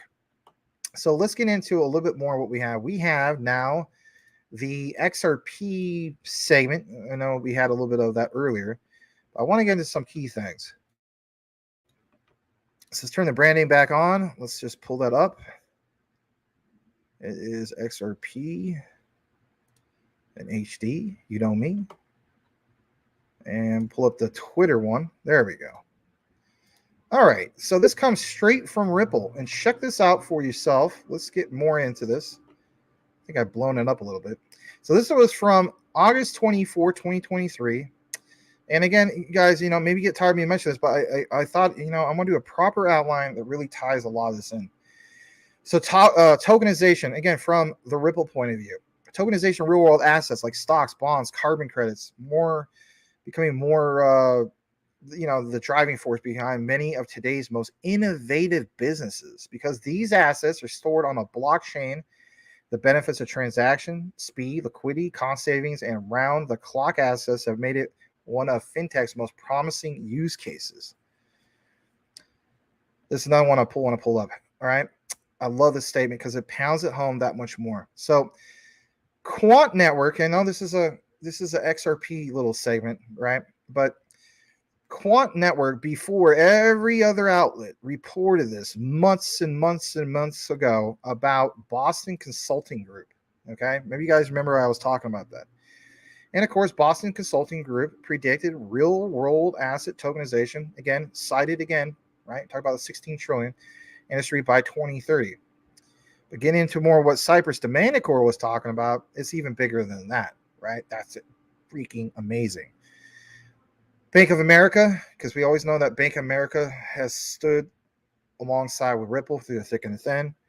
They have already reported that tokenized gold market, of course, is more than 1 billion. Global finance leaders agree. Impressive 72% of participants in Ripple's 2023 new value report survey expect to use tokenization in their business over the next 3 years. So again, maybe you're getting tired of me mentioning this. You want me to go into something else, but your key takeaway is whether it's Jasmy that mentioned about the whole thing about tokenization of real world assets, Ripple's XRP, Quant, right? LCX, a lot of focus on tokenization. So, I mean, why not put emphasis on, why not talk about it tonight?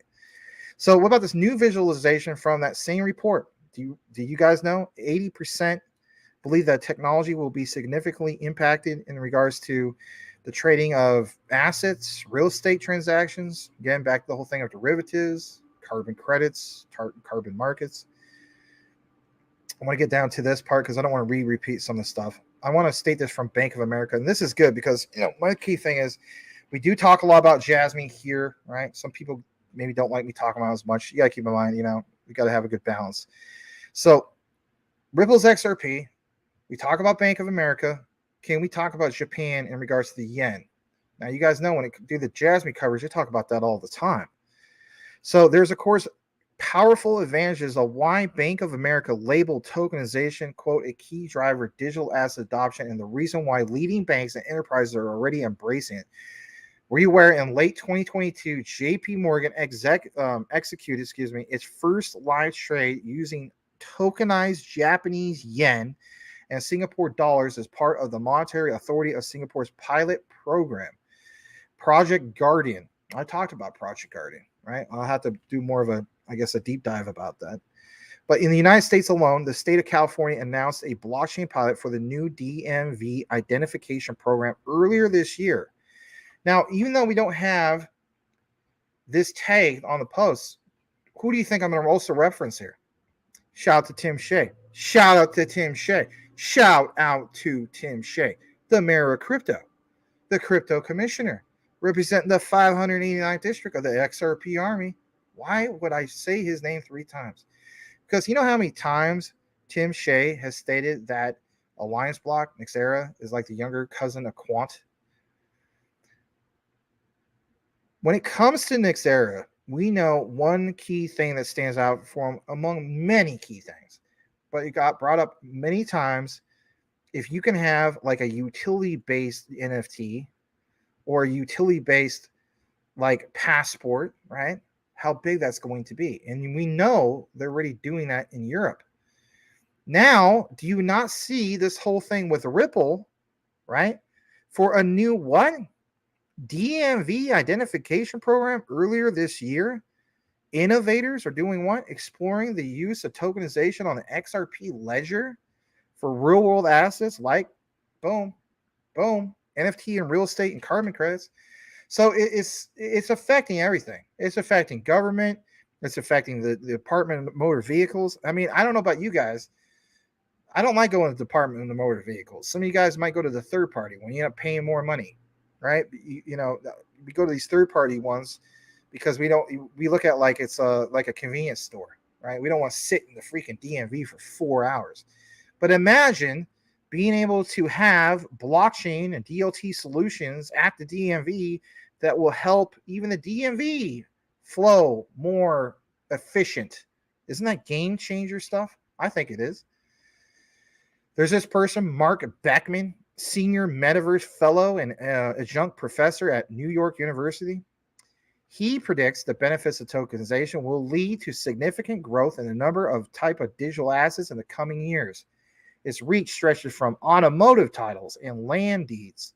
Think about that for a second. The tokenization of our titles that we have for our cars, land deeds. You know how much of a pain it's been to go all the way downtown and try to work that out, right? I'm sure some of you guys have been through this. Been there, Max. Done it, right? Yeah, it's a pain. Even at the consumer lifestyle sector, such as wine and spirits, there's just all sorts of things tied into this. Almost anything can be tokenized. How many times have we stated that? But real world assets, particularly illiquid assets, are top of the mind because of the massive efficiency gains associated with blockchain tech. We're going to talk about the whole thing of CBDCs in a bit, but I will point out at least this stat for you guys. Again, from Ripple, okay? Established cryptocurrency stablecoins like Tether and USD, an asset class that tops 7.4 billion in trading volume in 2022, are proof that tokenization can work at scale and can serve as inspiration. The exploration of central bank digital currency, CBDCs, by 90% of the world's central banks could also be the inflection point that accelerates tokenization boom. So, yeah, there's the bottom line in regards to the Ripple stance. Now, getting into the part of the USA Today report, you want to pay attention to this part too. This report came out on 9/11, so literally about a month ago, roughly, give or take. Talks about how Ripple strengthened by 2 recent partnerships. Talks about tokenization of real-world assets, and hence why I'm bringing it to you guys. Now, major XRP and Ripple enthusiast and community influencer explains new opportunities gained by Ripple after recent major partnerships. I'm going to take you to that part. This guy, who goes by Wrath of Kinnaman, all right, has taken to the X app to share his take on the results of this partnership with Medico. All right. We talked about this about a month ago, all right, about Fortress Trust and so on. But I want to reiterate, this is pretty cool. So Medico is a Switzerland-based company. They provide crypto custody services to financial institutions. Why am I mentioning this? Well, somebody earlier mentioned, Max, what about the ones in which we just hold on to for we can earn a yield or interest and so on? Here's an example. This is going to allow Ripple to expand mass crypto adoption in financial institutions. Recently, blockchain giant spearheaded by Bragg Arlinghouse announced that they are acquiring, of course, Fortress Trust. We mentioned that last month, but it's a financial institution that offers financial and technological as well as regulatory infrastructure for Web3. Now, this influencer stated He believed that with these two partnership acquisitions, Ripple has acquired properties that can help infrastructure for crypto platforms.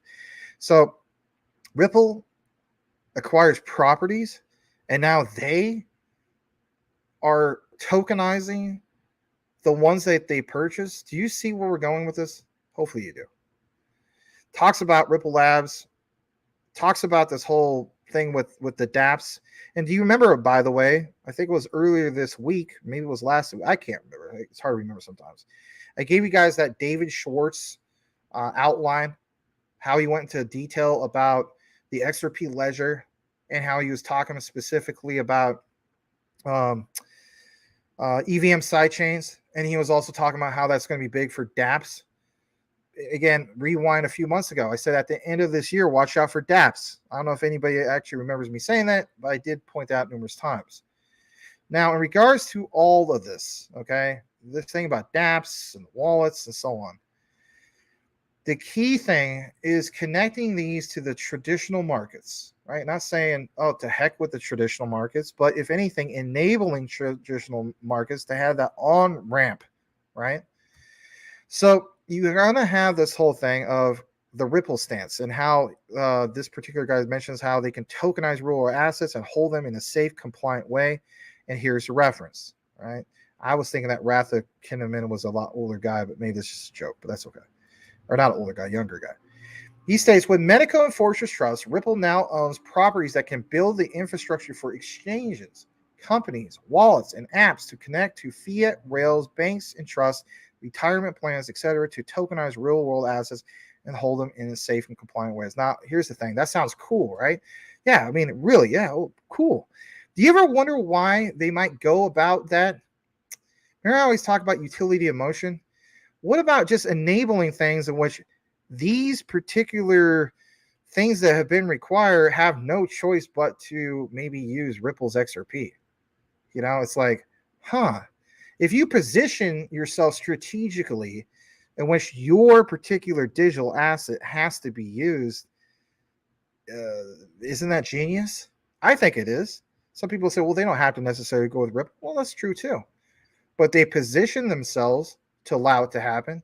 They strategically put themselves in position to allow it to happen. Is that such a bad thing? Just like the thing here. I don't think it is. No, not at all. How about Ripple? Like it says, keep selling XRP on a regular basis. All right. Some people maybe like this. People don't. I don't know. You know, this is where some people say, well, this is what makes BTC shine. Hardly anybody sells it. Therefore, it's going to have a high stable value. I guess you could say that's a good point. Or not stable value, but store value. Back in September, Whale Alert reported this to USA Today that Crypto Tracker detected another XRP lump transfer by Ripple to a crypto exchange. And of course, the amount was 29,500,000 XRP. I think we pointed that out a while ago, right? All right. Getting more into this, I want us to now get into the Stellar part of things. Again, just to pound it home that much more. Here's Stellar. You could go right to it yourself. Do it, right? Do it. Go to Ripple, right? Asset tokenization. Do it now. All right, sorry. Digital real-world assets. That's the bottom line. With the Stellar network, you can easily create, issue, and manage what? RWAs, real-world assets, CBDCs, stablecoins, securities, on and on and on. But the key consensus here, the key common factor is real-world assets being tokenized and the promotion of it from everything that we're covering, that we talk about all the time, right? Expand your offerings, leverage the power and flexibility. How about this part? From stablecoins to CBDCs and more, you can represent financial products and real world asset digitally on Stellar 24/7, 365. All right.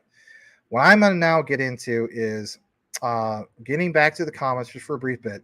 This part next is a little bit more of XRP, and it's not so much focusing on only tokenization, but there's a little bit about that. But it's an exclusive interview from the one and only Mr. Crypto Lulu, aka Lewis Jackson, and this particular guy who will explain XRP like you never had it explained before. So if that's your thing, please smash that like. Let's get back into the comments and see if you guys have any specific questions or comments. We'll start off with Maximus Crypto, and let's see what we have.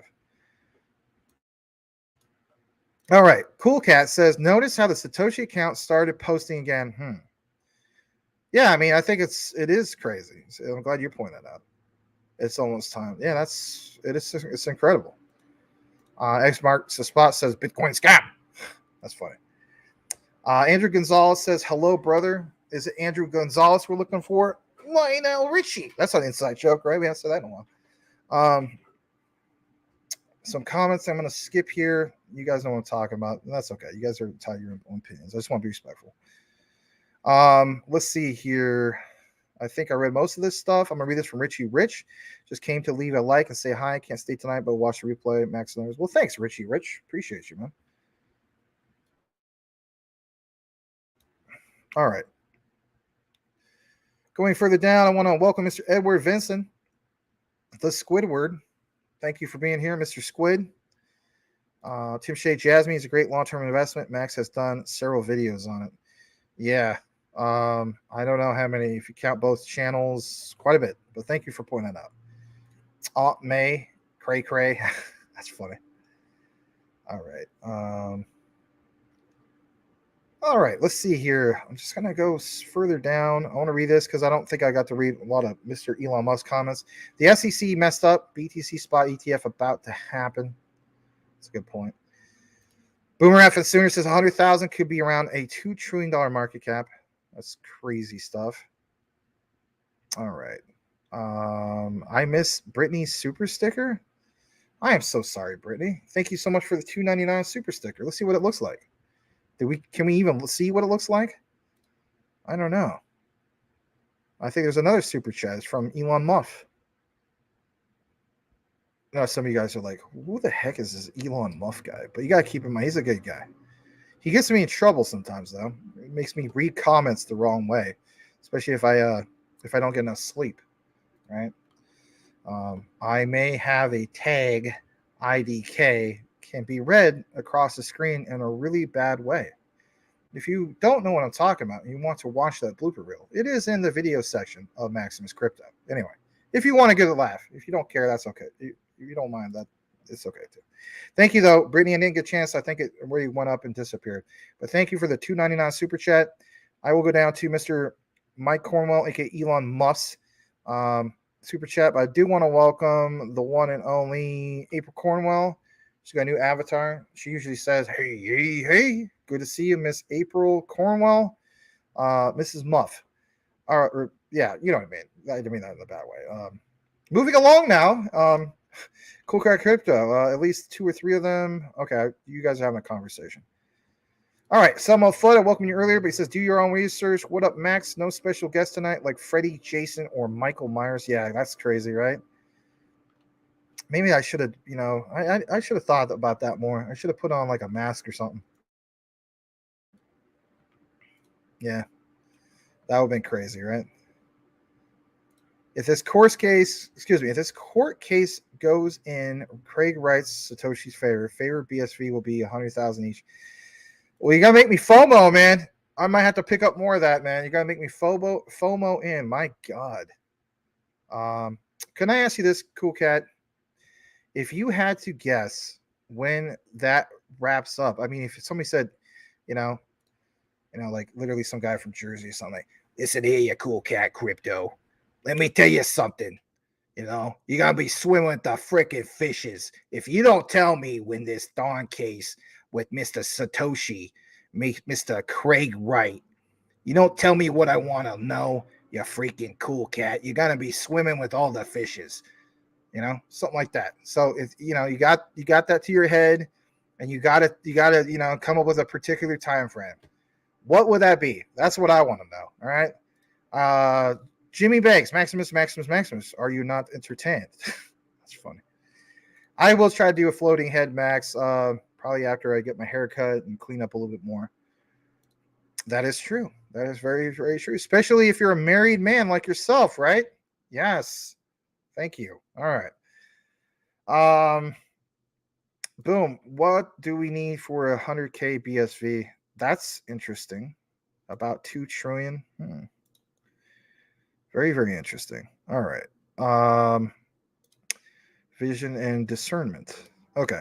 Let's read this from KK. Did you see JP Morgan? I know it's a typo. Use Onyx Chain for cross-border Dubai Bank. I didn't see that. But I'll have to look into that. You definitely sparked my interest. Thank you, Mr. KK. Good to see you, man. All right, what we're going to do now is I'm double check the other screen for Will Fix side of things. And let's see here.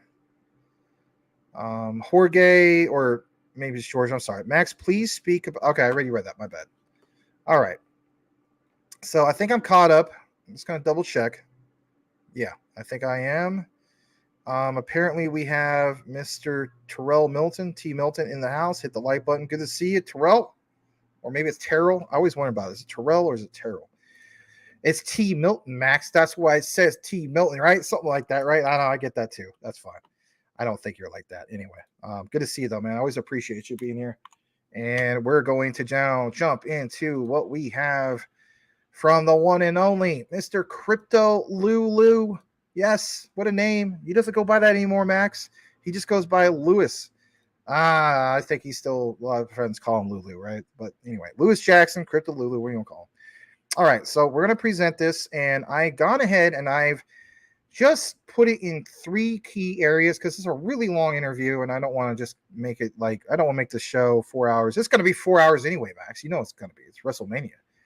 No, Stardog's not going to be 4 hours. But what I will state is this. These 3 key areas are worth paying attention to. So what am I talking about? Well, please smash the like. We're going to get into it right now. And here you go. Mikey says, you've never heard XRP explained like this. Well, I went ahead and got to this part. There's 2 more parts. If you want to watch the full thing, I would highly recommend you do. All you need to do is give Lewis Jackson a follow on crypto Twitter, now known as X, or you could just go right to YouTube. All right, so let's go ahead and play this.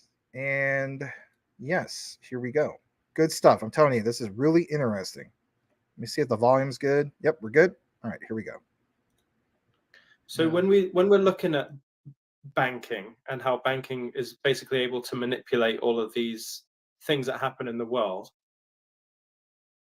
how do you think XRP fits into that manipulation? And for anyone watching, XRP is essentially a token that would solve all the problems in banking, specifically cross-border payments. Many people look at XRP, the digital asset, the cryptocurrency, as being the next world reserve currency. So if the banks are manipulating everything, how far does that manipulation go with XRP? And where do you see XRP being in the future? My understanding and the way I explain it to people, Lewis, is it is a brilliant, necessary, miraculous technology. And again, people need to, first of all, pause with the fear, pause with the tribalism if it's out there. But let's think about, no thing is good or bad, right? I mean, a gun's not good or bad. It's what's in the heart of the person, right? When they put their hand on it, it can be used for self-defense. It can be used to feed a family. It can be used to stop a bad guy, or it can be used for nefarious purposes. So the use of XRP, the best way I like to explain it is, think of Ripple as an Amazon network. Amazon's out there. Not good or bad. We're not talking about the culture of Amazon or whether you like Jeff Bezos. Just think of it as the network, okay? And think of XRP as the Amazon box with a little smiley face on it, right? And then think of content, the content inside that Amazon box. Think of the infinity logo. Anything can go in that container. Anything that's tokenized, anything of value, a tokenized representation of gold, of my car title, my medical records, a US dollar, a German mark, a British pound, any kind of contract, thing of value, royalty stream from a music, a percentage of your ownership of the Mona Lisa, whatever can be tokenized can then be transferred across this network. Hey, I hope you're enjoying this interview. It's fascinating talking to Rob. I wanted to remind you that anyone who saw me in New York, many people took photos. I really do want to see those pictures. So please be sure, if you've got pictures and you haven't posted them, send them over to me on Twitter. You can DM me or you can tag me on Twitter with those photos. I'll give you a follow, a like, I'll retweet, all of that stuff. It's been fantastic seeing all of the photos that you've sent so far.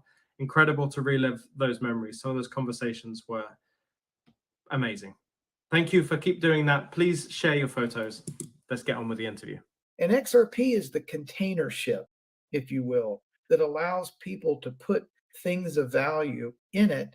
And then with a click of a button, through the quantum technology and cryptography and all of these brilliant minds that have come together, it allows value to transport itself around the world instantaneously, safely, and securely without any permission slips, without all the high fees that the bankers used to own.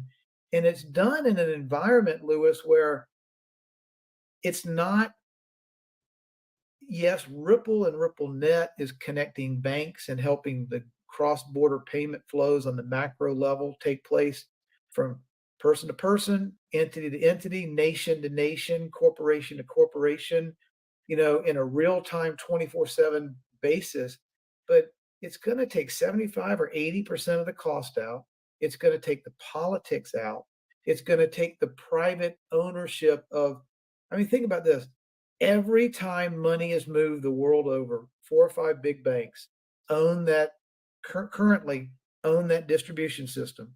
And the average cost is anywhere from 5 to 8% all in, domestic and international. Every time we send a wire, move money, make a payroll, swipe our credit card, you throw all the numbers in, you throw in trillions and trillions of dollars. And every single time money is moved, let's just call it 5%, goes to 4 banks. Goes to the friction in the system. Yeah. Well, friction is bad for us, it's good for them. They don't want to lose the friction. We want to clear the friction out. So if XRP and RippleNet provides a technology that clears, that detoxes the system and takes away that 5% down to 0.5%, you're damn right the powers that be that have been running as incumbents and hoarding all this wealth, this system that has accumulated 90% plus of the world's wealth into the hands of less than 1%, you can bet your ass they're going to sue Ripple. You can bet your ass they're going to try to slow them down and slow this adoption down, because they want to maintain their monopoly, their power, and their control, and their ability to shape world events, hire politicians, bribe politicians, blackmail, whatever they need to do to make the money makes the world go round. All right. So, excuse me, I was trying to make sure that my settings are good. So I didn't want to play all of that, but the point that he makes us like, yep, been there, done that. Look what the SEC basically did, right? All right, getting into a little bit more about this, and again, I would encourage you to watch the whole thing if you want to, choose to do that. This next particular part, let's pull this up. Let me see. Yeah. This next particular part talks about transitioning to a trustless system with the XRP ledger. Let me just take a moment to elaborate on this for a bit. So earlier, if you've been watching the outline that we have tonight, talked about Gilbert Verdian, right? I know this is Ripple segment, but again, this we're tying everything in. Talk about Gilbert Verdian and creating a what he talks about, a trustless internet, or these technologies are tied into it, blockchain, DLT, and so on. Again, back to this on this particular segment, transitioning to a trustless system with what? The XRP ledger. So let's go ahead and play this as well. Please smash that like. Thank you very much. Here we go.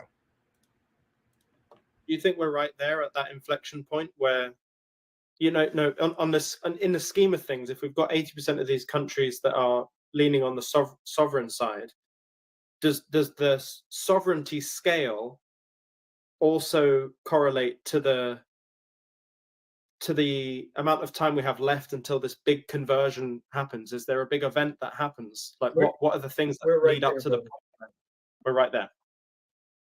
Lewis, we're there. We're 99% of the way there. We're 99% of the way home. It's darkest before the light, right? That's what they always say. It's always darkest before the dawn. Okay. What do we have? We have an insolvent United States of America. We're borrowing $1 trillion every 3 months to pay the $1 trillion in interest, and we're paying interest on the new trillion that we're using to pay the top 4 items in the United States budget right now are like Social Security, Medicaid, Medicare, the military budget, and the interest on the debt. And the military budget is 4th. Okay. Normally, every country in world history collapses when the expense of the Defense Department or the military exceeds the national debt. Wow. The interest on the national debt. We're way past that, brother. We are way, I mean, America's insolvent. It's a corporation. It's bankrupt morally and fiscally. It has no trust left by its people or other leaders in the world. And Lewis, this is so important. People need to understand money is just a trust system. Period. Full stop. Money is a trust system. It allows us to exchange our time and labor and talents with something that both parties can agree represents the value for my job as a heart surgeon or airline pilot or landscaper, right? And if I know I can trade my time, labor, and effort for something that I can then go and support my family with, and it's fair, I'll make that trade. It can be a rock, it can be a tulip bulb, it can be copper, it can be a digital asset, it can be gold, it can be whatever. But the essence of money is trust. America's broken trust with itself, with its nation, and with all the other nations in the world. It doesn't have the right to run this centralized world reserve currency trust system when we have nothing but a bunch of vagrants and scoundrels and liars that are responsible on the world stage. And they've told us what their intents are. One world government, one currency, one set of standards, one set of beliefs. You'll all comply, you'll all obey, and if you don't, we're coming after you. That's not the world as we that's not the way the great designer designed this joint. Who made you God? When did we as Americans vote for Klaus Schwab for crap? When did we as Americans decide, you know what? We don't really need that stupid treasury anymore. Let's let the Federal Reserve, that is an NGO that operates out of the City of London, run our economy. And while we're at it, this whole quaint thing about justice and law and equal rights and a single tier justice system, screw that. Let's hire the British Accreditation Registry, the Bar Association, a private membership group that's domiciled in the City of London, where the lawyers, the legal attorneys, pledge an oath to the British Accreditation Registry, not our Constitution. So why don't we just go ahead and disconnect ourselves as a nation from who makes our money, trust system, and who administers our legalisms? There are no unalienable rights or God-given rights inside a corporation, inside an NGO. And what's worse, we don't get to vote NGO members in. We don't get to vote them out. We can't hold them accountable. They don't have to be transparent. There is no we the people representation in a foreign domiciled NGO in a sovereign territory that no matter how many times we vote in America, we're not changing the money cartel. We're not changing the rules of the British Accreditation Registry. I thought we fought Britain to have become an independent nation. How the hell are our lawyers members of the British Accreditation Registry? They put us to sleep. They changed the rules. They lie to us on a continual basis. And we take their money away. How do we stop this? We defund them. You catch that part? That should have been some of the juicy part for you. We take it away by defunding them. You know, we talked about this a few days ago. The whole thing of what about like Ripple XRP if it would have existed during like 2008 through 2010 or something like that? You know, I'm talking about full implementation. You know, all the bells, all the whistles, right? It's like all those bank bailouts for crying out loud, right? Anyway, to show you guys the part 3 of this, obviously you're more than welcome to watch the whole thing.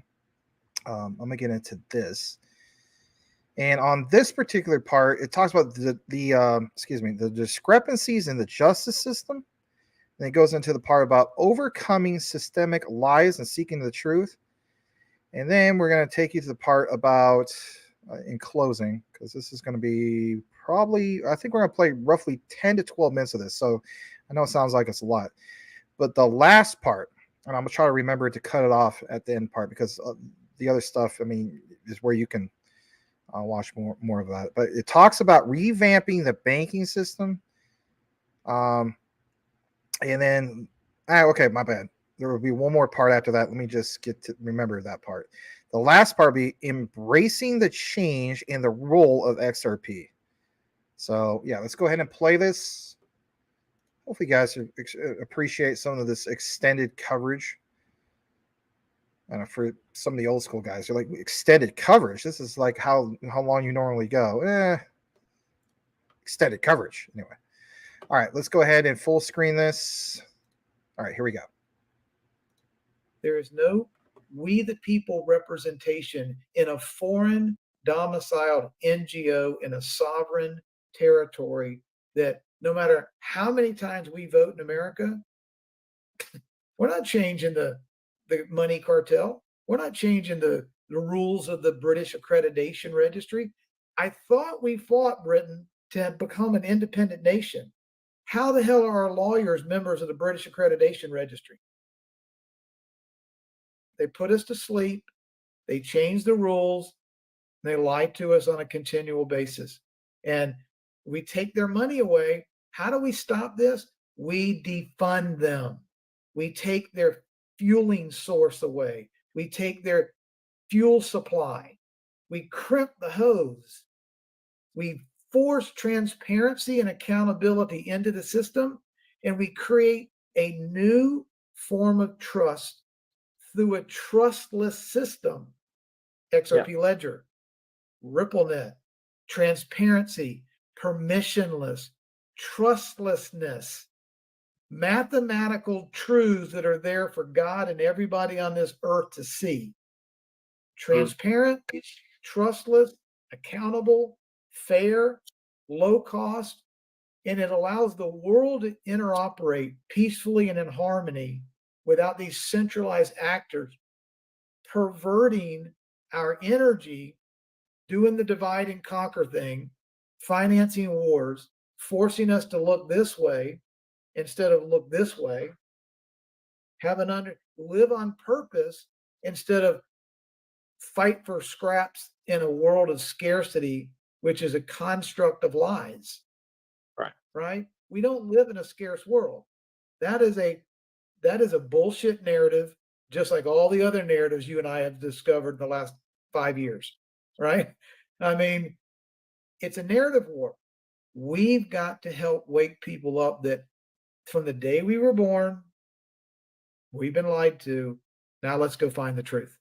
Let's go find real knowledge.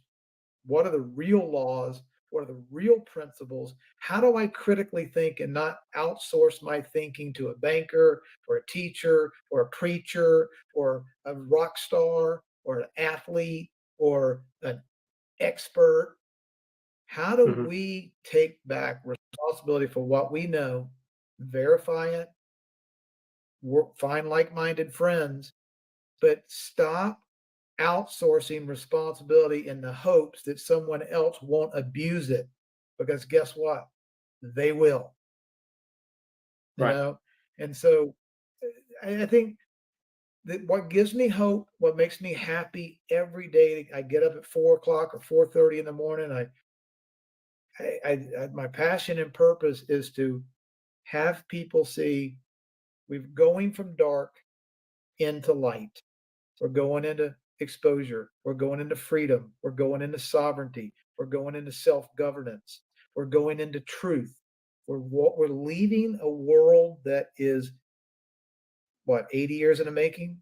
Bretton Woods, 1944 to 2024, right? 80 years, $33 trillion of debt, and a whole bunch of lies. And we're cutting that umbilical cord, and we're starting with, a new way, a new, open, transparent, interoperable, level playing field that levels the playing field economically. It levels the playing field from a standpoint of hopefully starting the process of getting rid of the two-tier justice system, so that there's the rule for the Biden clan, and then there's the rules for me and you, right?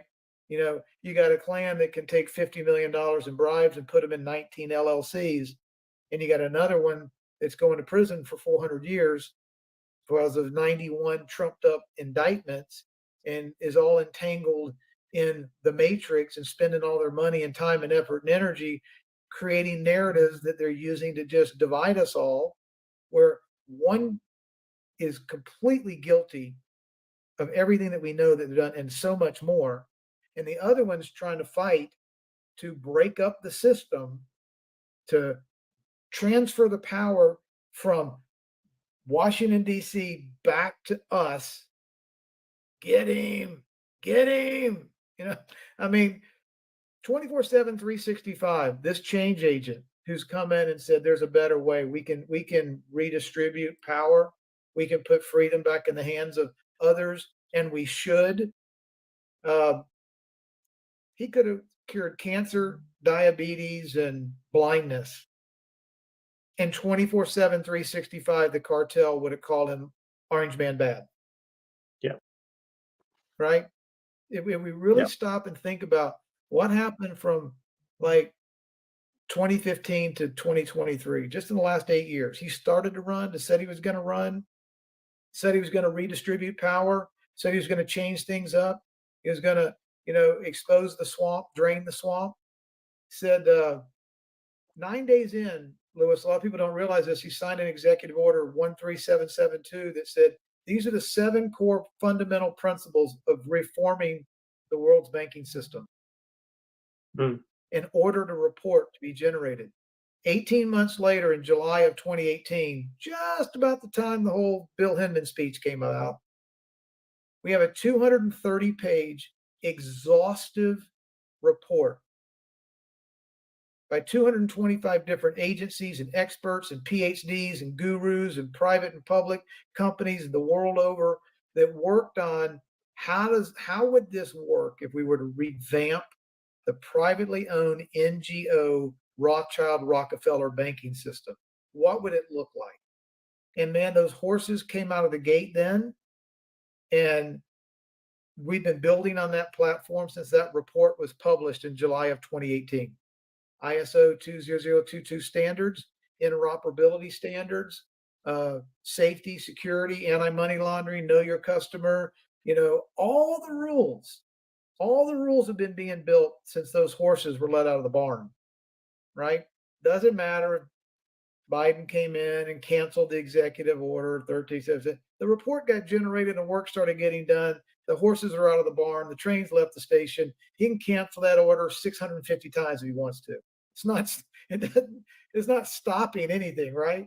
Here we are today on the verge of, this cross-border payment summit that's coming up that's going to really solidify what are the rules. Think about this. We have to have a new aviation system and pilots have to fly. There can't be a different set of aviation rules every time you cross a border and go into a country. If you're going to have pilots that are going to be flying jets around and the cargo happens to be money instead of people, You can't have a pilot knowing 195 different sets of rules every time they fly their plane into a different country. You would never have an aviation system. So we have to have a universal set of principles that can apply evenly and equally around the world. And that's the beauty of ISO 20022 standards. It's just like the internet, HTTPS, right? HTML. You go in and you type in. People don't even think about how you click and search and type in a URL, but there are systems and rules and protocols to all of that. So once it's set up, people are going to just use it.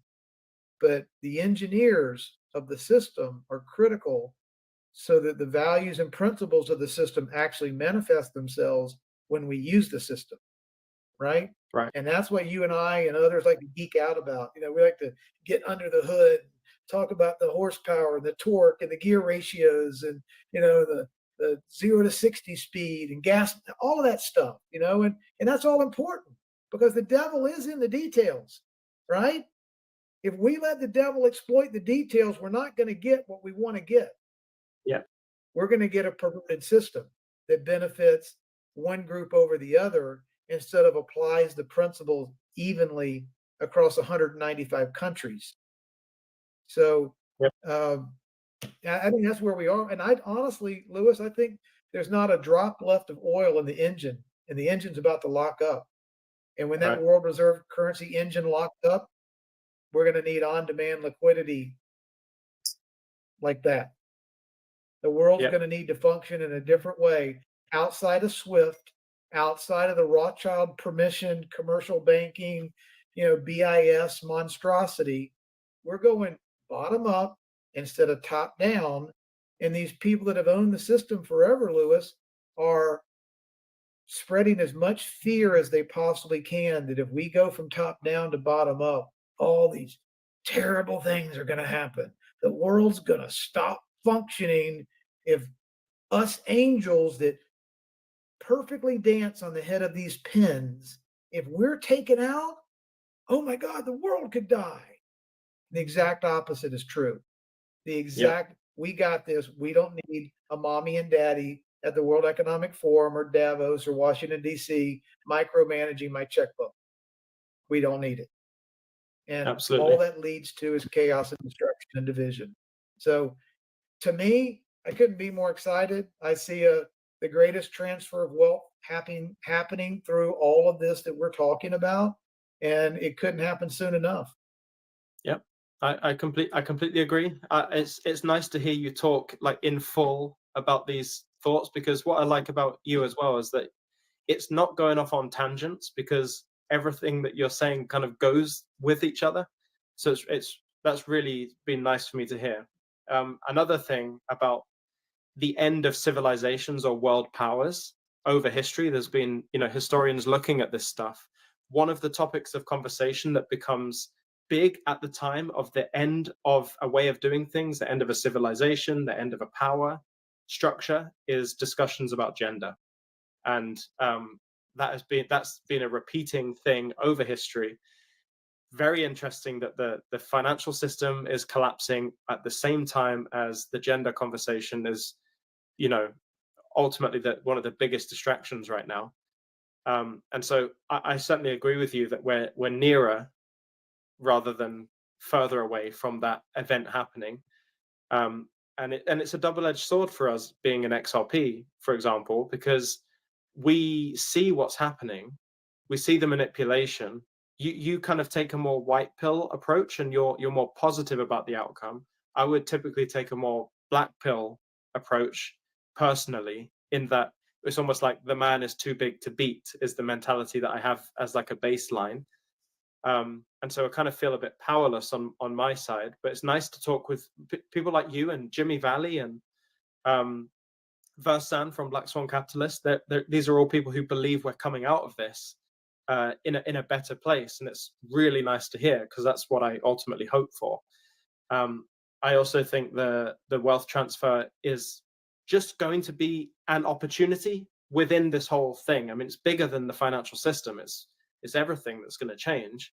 But we are here looking for opportunities. We're looking to educate, but we're also looking for opportunities to take advantage of it In my situation, being on the more like black pill side of things, is that the same asset that is going to take us to this next stage is also the reason why the majority of people could potentially lose their control and privacy. And you know that I know maybe that's not how it aligns with you in your mind, but that's just kind of the natural position I take.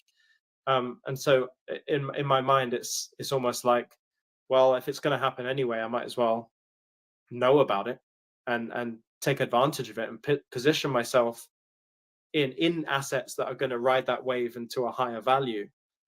But it's a fascinating world. But the thing we can certainly both agree on is that the US doesn't look very good right now, and the transfer is happening, and it's happening sooner rather than later. And I think we're just going to have to stay tuned. But certainly, I need to tell my audience to go and watch all of your stuff, because you're well versed. You've got the wisdom, the history, everything culminating into your content, and I really appreciate you coming on the show. Well, Lewis, thank you for having me. I just want to remind everyone that David did take out Goliath, a 14-year-old kid from the fields, took out a tyrannical beast that reigned terror and hell and control and fear over the village. And he was the hood ornament for the most tyrannical government out there, right? He's arrogant, hubris, out of control, unaccountable, reigned fear over everyone. And after he got taken out, thousands of years of peace and prosperity. Once you get rid of the bully because you punched him in the mouth, usually the bully goes away. We're in a sort of allegorical, similar situation. I'm not naive to the fact that evil exists and evil runs this world. That goes back to, we live as humans in this world, but not by its rules. We live in this world, not of it. We're humans with a body, but we're spiritual beings that operate by spiritual laws and spiritual truths. We have to apply those spiritual laws and truths in a demonic fallen world. We put on armor, which are rules, laws, principles, truths, powers, authority, dominion, ability to navigate in this dark fallen world with the spiritual laws that are in our essence, not by permission of a government, not by hoping that the sheriff will do what he's supposed to do, or the legal system will be perfect. I'm under no illusions that we're going to, magically wake up, the switch is going to get flipped and everything's going to be Candyland. Okay. We're going to have to wake up, understand that we're spiritual beings with a physical body in a fallen world, but we can navigate these waters with truths and knowledge and understanding and wisdom. That the law book says the single most valuable asset or commodity on earth, not on earth, not even of earth, is godly wisdom. That's in Proverbs. It's more, and that's just more valuable than diamonds, rubies, gold, or silver. If you find that wisdom about purpose, our cup will runneth over, our powers will be strong, we'll live a world of abundance, we'll change the world. We have the ability to, if we know who we are and whose we are. Otherwise, we can live in fear and compliance. And that's really, I think, at the end of the day, every person that's born and dies, their challenge is to try to figure out, who am I? Why am I here? What can I do? Am I just a foot soldier? And am I just a useless eater? Am I going to buy into that narrative? Or am I a co-creator sent here by the creator to do something for purpose? And that's a choice. That's a choice every one of us has to make. But it's going to open up the opportunity for more of us to make those choices with more informed consent when we drain the swamp and we take away their ability to steal all of our wealth and riches and resources and property and put it in their hands. It at least gives us a fighting chance to try to discover truth and purpose, instead of living in this sea of cultural toxicity and BS, which we've all been born into, right? So if nothing else, the old Hippocratic Oath, first, do no harm.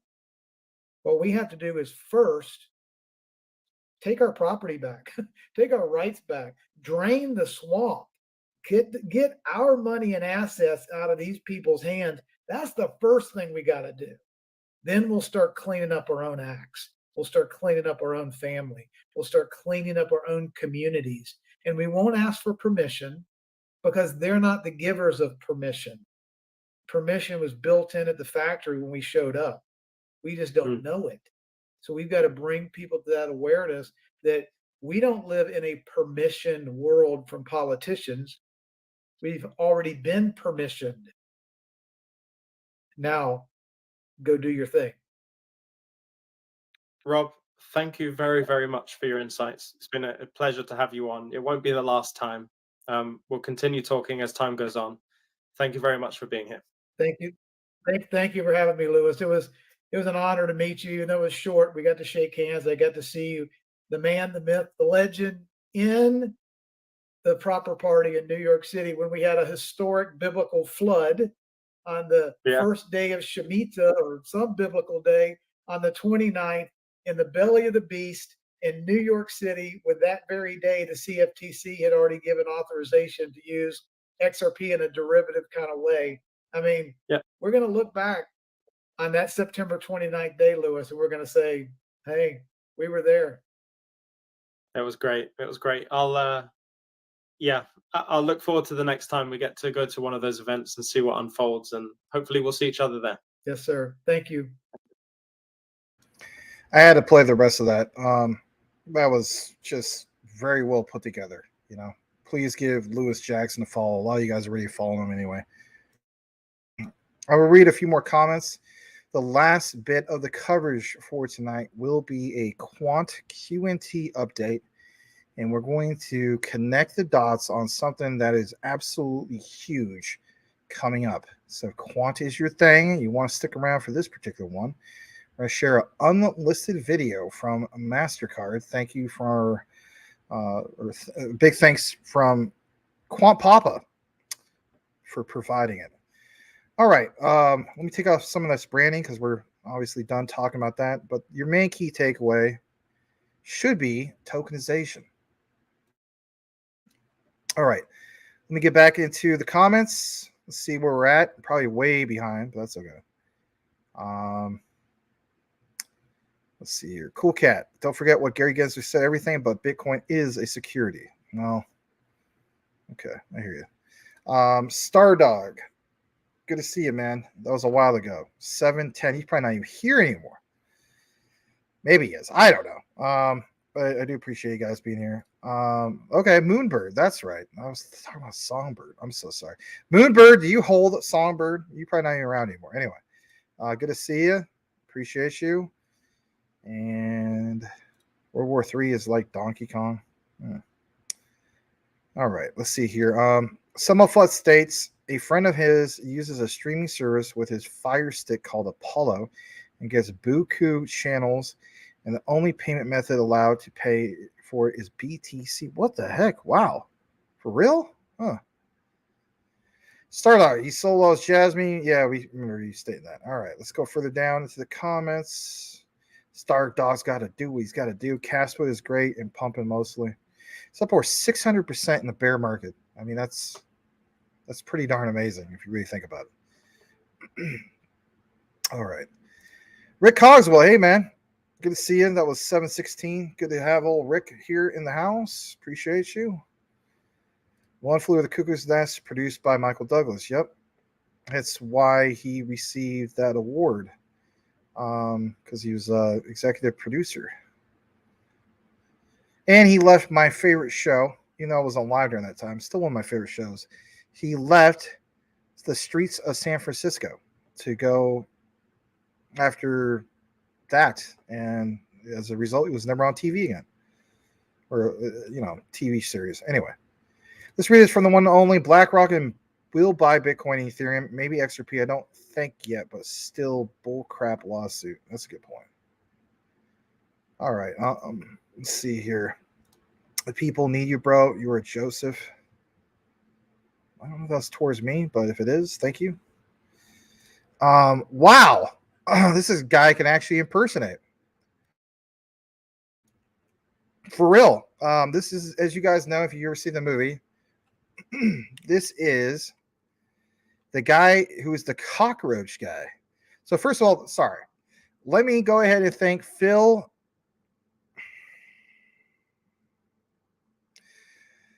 This is not going to get chopped up and become a blooper reel. But anyway, Phil MBL Sack. I'm not going to say, yeah. He says, good day from Adelaide, Australia. Well, good day to you as well.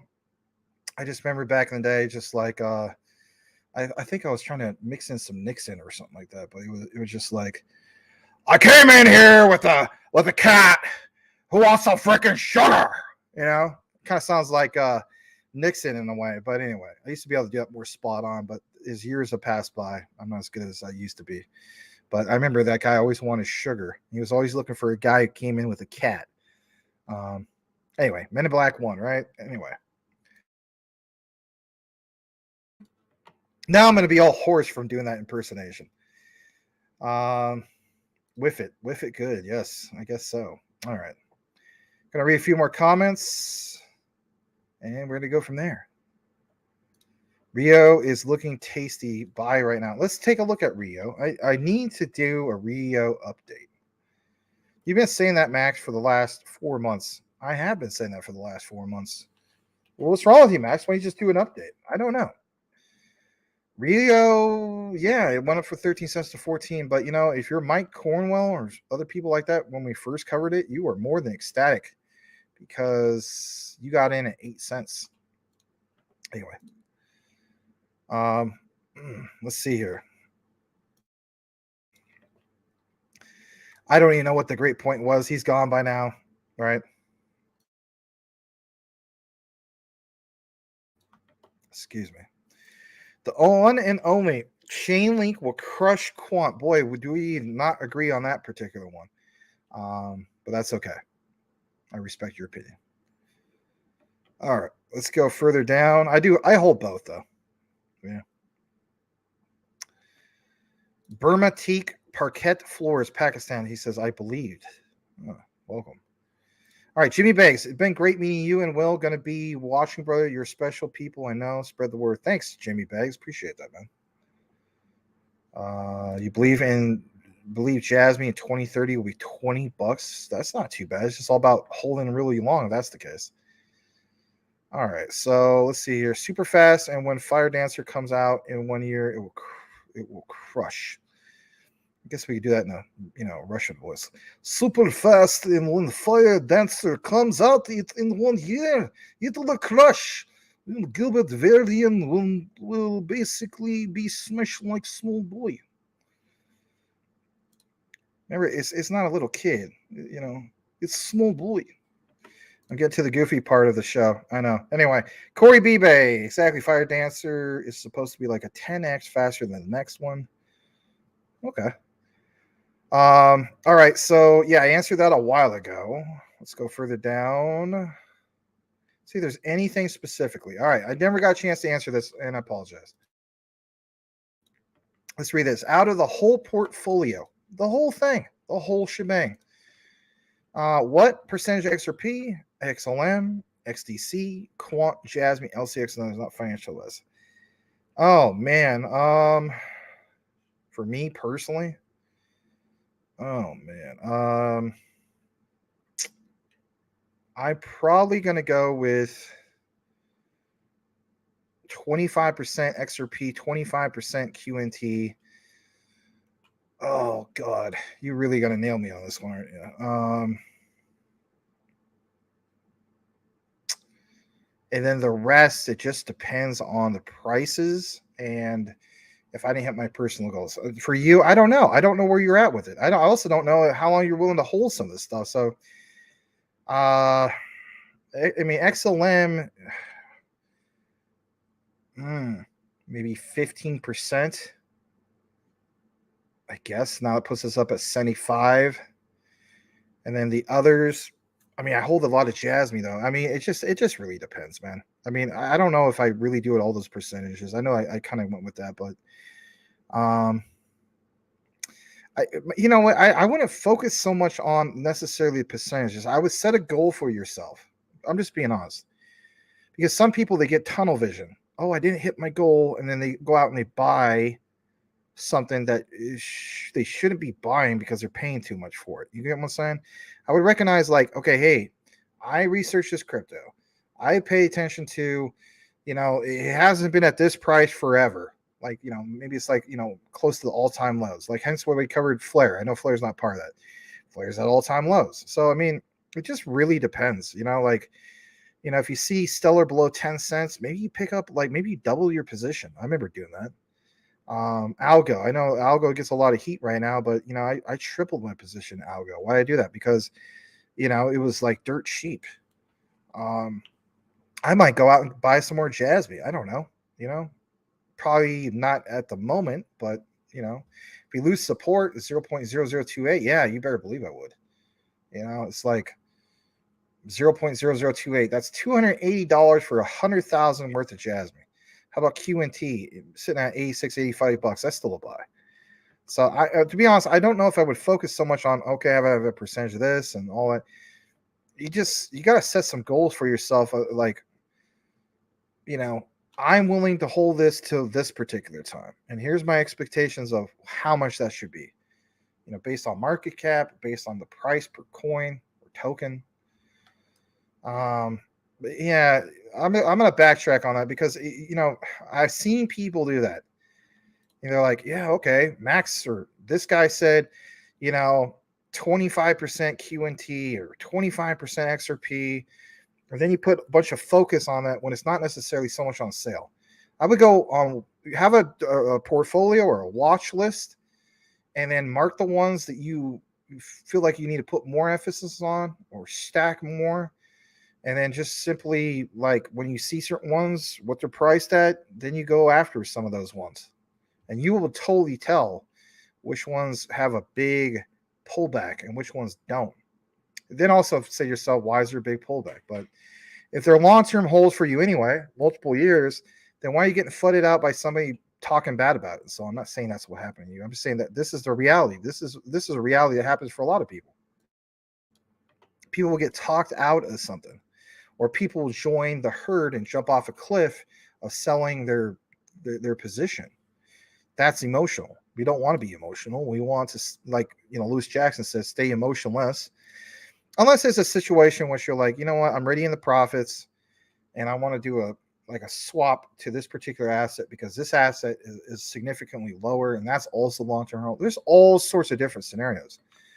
So I apologize. I guess I kind of retract that statement because I really believe that it's more about sale prices. It's about what your goals are.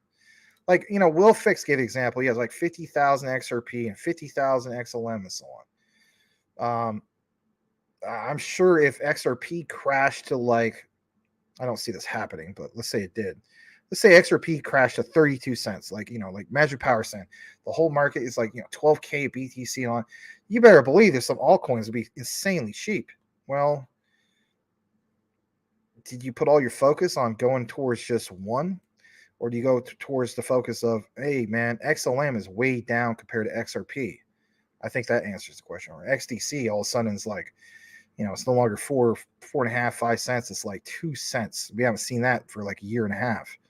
Or, you know, I'm just giving some examples. I should say XDC a year and a half. But, like, let's say XDC went to a penny. I mean, can you imagine that being a buy? Like, that would be a tremendous buy. All right, I'm going to read just a few more comments. DCA and Solana, I don't think you're going to be disappointed. I think you're right about that. I mean, I'm not a big fan of Solana, but I will state this. I mean, the whole thing of everybody having a lot of fear during the time of FTX. So, no, don't go into this because it's going to pull back even more. It was a distressed asset, and then at that time, that was bottom, like around, what was it, $8 or $9. Look at where it's at now. That would have been a little over, like, at least a 2x or more. So, you know, there is distressed assets that still do well, but it's not a permanent distressed asset. think LCX will be huge. Yeah, this is all old comments, so I'm gonna go further down. I think there's probably a bunch that I missed, and I'm so sorry. I'm gonna get into like a super chat here in a bit. Got to be XRP, Flare, and XLM. That's some good picks, man. Joshua, welcome. Glad to have you here. I don't even know if you're still here.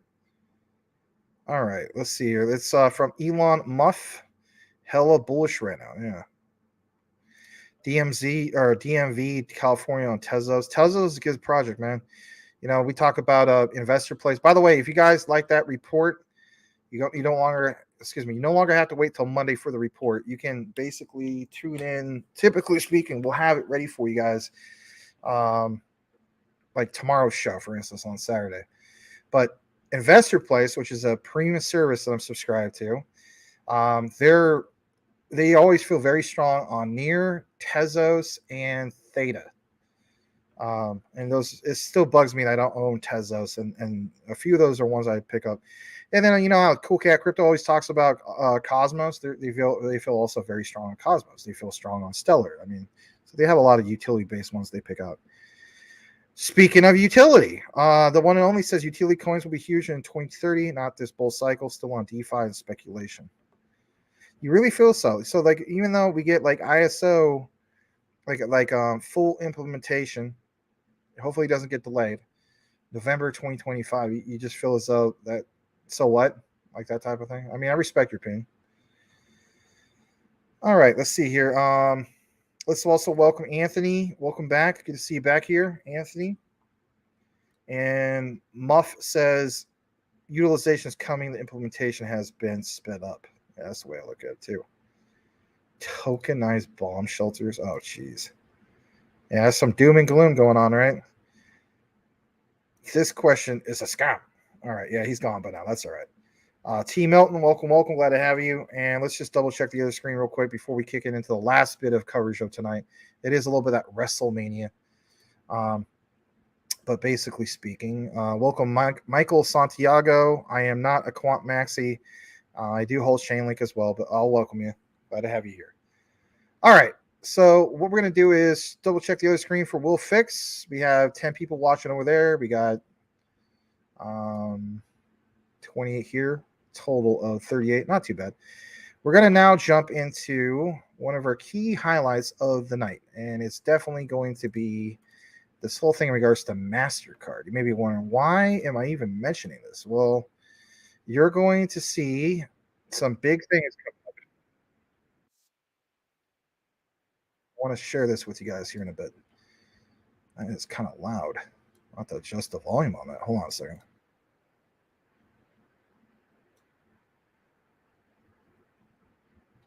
All right, that's good. Okay. Thanks for tuning in. Anybody who just recently tuned in, we are now going to jump into the last bit of coverage that we have tonight, which is Quant, QNT.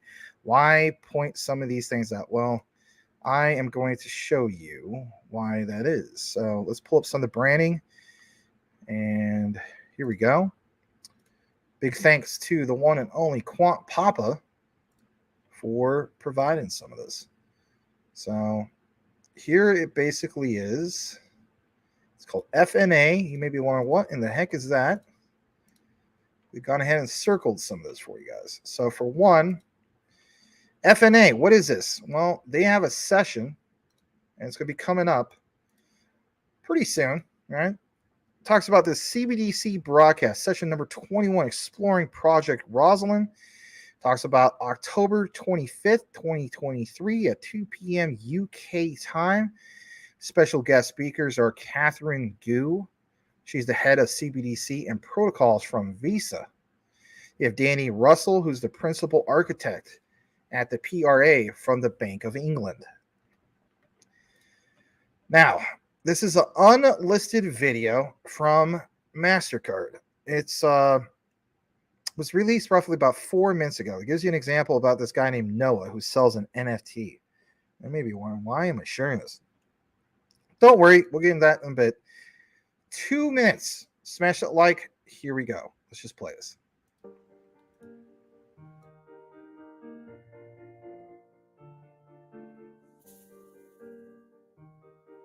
What could you do with a CBDC? With MasterCard, you might do more than you think. Noah is an up-and-coming wildlife photographer in Australia with big plans for his career. To help save up for a new camera, he plans to sell his artwork as NFTs. There's just one thing. Noah struggles to set the best price, as cryptocurrency values regularly fluctuate. Luckily for Noah, he chose a marketplace that allows him to list his NFTs in his local currency. With MasterCard Multi-Token Network, creators can be paid securely using tokens linked to CBDCs on public blockchains. Beth is an art lover in Sydney and notices her favorite artist, Noah, has released his first collection of NFTs. She has to get one. She visits the marketplace where Noah's listed his art and chooses her favorite piece. Since it's listed in her local currency, Beth can easily transfer the value of some of her CBDCs from her account with her regular bank to her public blockchain wallet enabled by MasterCard Multi-Token Network, so she can use her CBDCs just as seamlessly as she would traditional currency.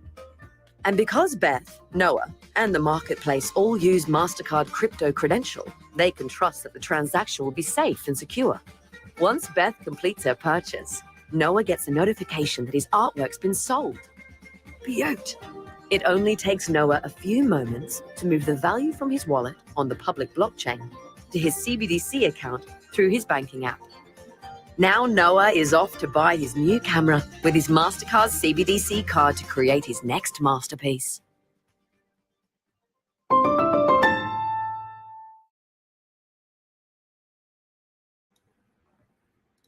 All right, pretty cool to be able to share that with you guys. Now you may be wondering, why am I sharing that? And what is the QNT connection?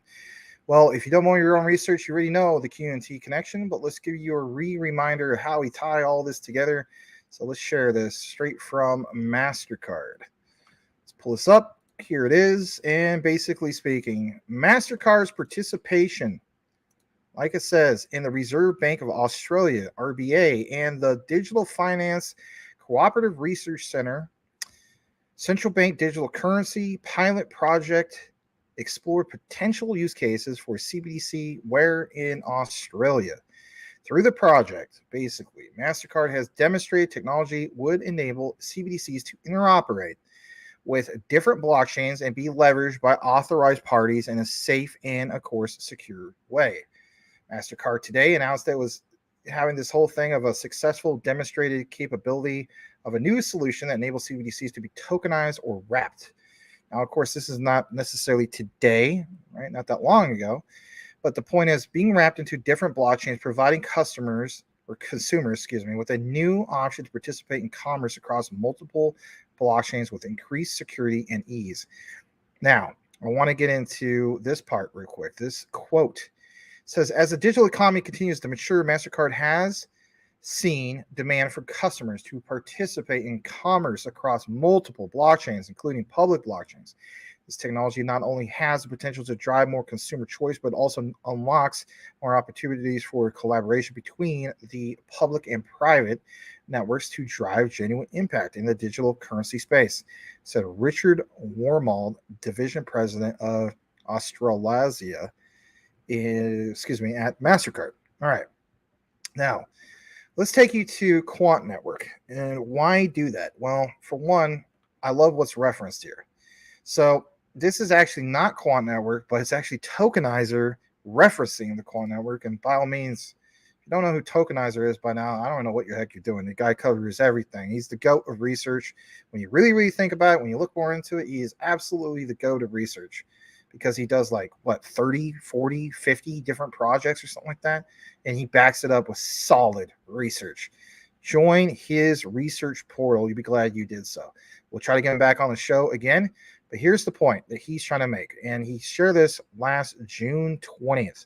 It's a 5-minute read. Let's jump into this. Why point this out, Mr. Max? Well, massive fintech collaborations is the bottom line. Here's Gilbert Verdian. And basically speaking, it gets into this whole thing, which I think is really, really cool, about this in-depth analysis. So for one, we know about the whole thing with Project Rosalind. We talked about numerous times. But you got to keep in mind, Project Rosalind aimed to design and implement central bank digital currencies, API platform, and the test use cases, et cetera, et cetera, et cetera, right? There's lots of, particular collaborations and so on. So, of course, he goes into details about it. I get chopped off right here because, I guess I just need to log in with my Medium. But what I love is this statement right here, the key players in regards to the collaborations of these CBDCs, Bank of International Settlements, Bank of England, the Bank of Canada, MasterCard, okay, Barclays, Amazon. Partnerships highlight Quant's network's history and just that, their innovation. The project has yielded tangible real-world examples that demonstrate how CBDCs can support a more digitalized economy in the future. Getting more into this, were you aware that there was a press release all the way back? Okay, sometimes we got to do this all the way back to April 28th of 2018. I want you to pay attention to this for a second. MasterCard cybersecurity executive Lee's role for what? Blockchain startup Quant Network. Who are they referring to? Gilbert Verdian, of course. Gilbert Verdian, if you didn't realize it, of course, left his role back then to, of course, start his baby, if you will, right, in regards to Quant Network. Were you aware that Gilbert Verdian was a former, Chief Information Security Officer, aka CISO, or at VocalLink, and that, of course, was a MasterCard company where he was responsible for the security of the UK payment infrastructure for the Bank of England, covering BACS, faster payments, link and check or credit schemes, to lead the Quant Network team in the development of their blockchain blockchain operating system we know as Overledger. I want to share this part with you. What's key here is this MasterCard connection, obviously.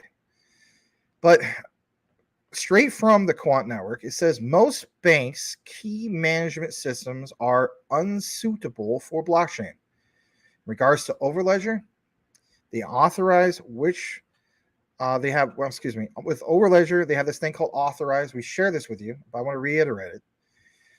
It's literally part of their brand.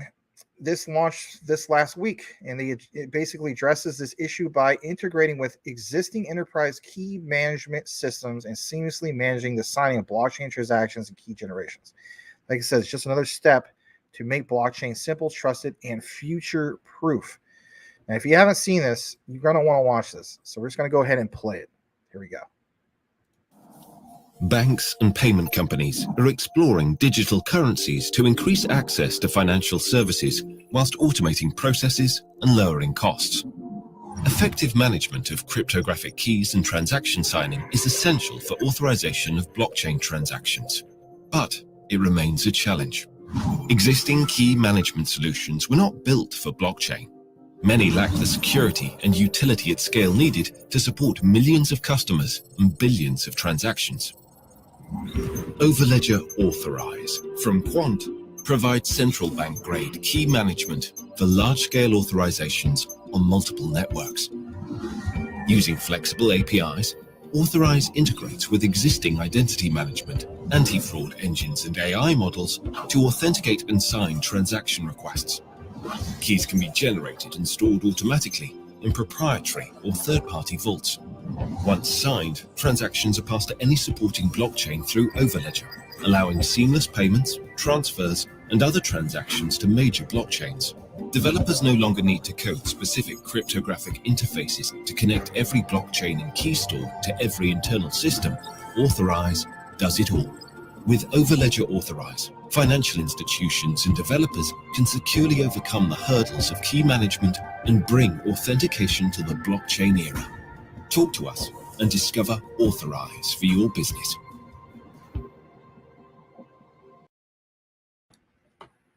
Almost gives you goosebumps when you really think about it.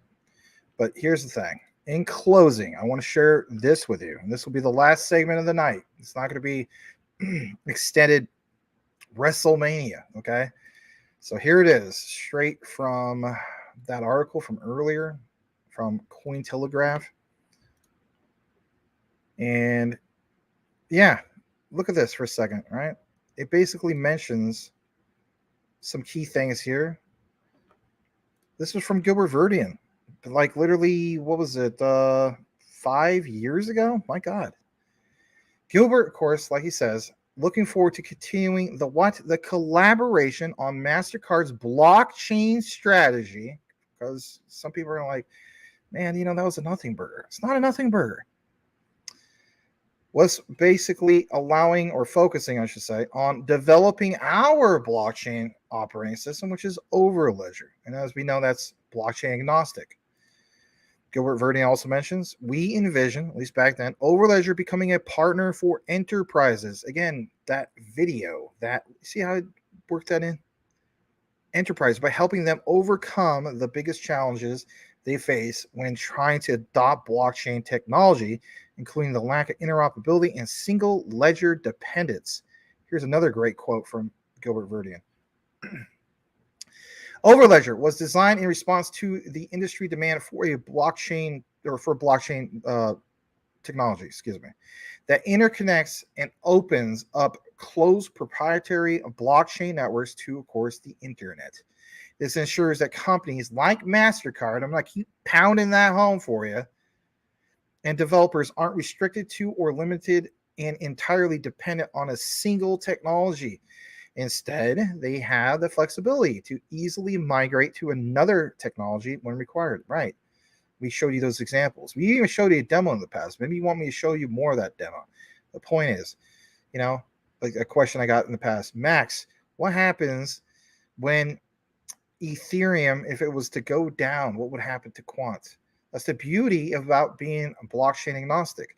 With Overledger, we've seen a demo where you could quickly switch to, for instance, to XRP, to the XRPL, or XDC, Stellar, some of these other ones. So that's huge, right? Because even then, back then, 2018, flexibility to easily migrate to another technology as required, as well as boosting the resilience by limiting the risk and exposure. This also allows them to unlock cost savings by better managing consensus fees, which are set with no option to remediate. Verdian also goes on to mention, we are fostering innovation by allowing the use of multiple different blockchains to offer their unique solutions to real-world problems. Hence why we gave you all those examples today on the live show about the tokenization of real-world assets, or how some of the other problems that we talked about earlier, the DMV, the tokenization of creating like a utility-based identity, right? Even Nexera has that with a passport. We are not only encouraging the mass adoption of decentralized technologies, but challenging the status quo within those decentralized technologies, said Gilbert Verdian. Excuse me.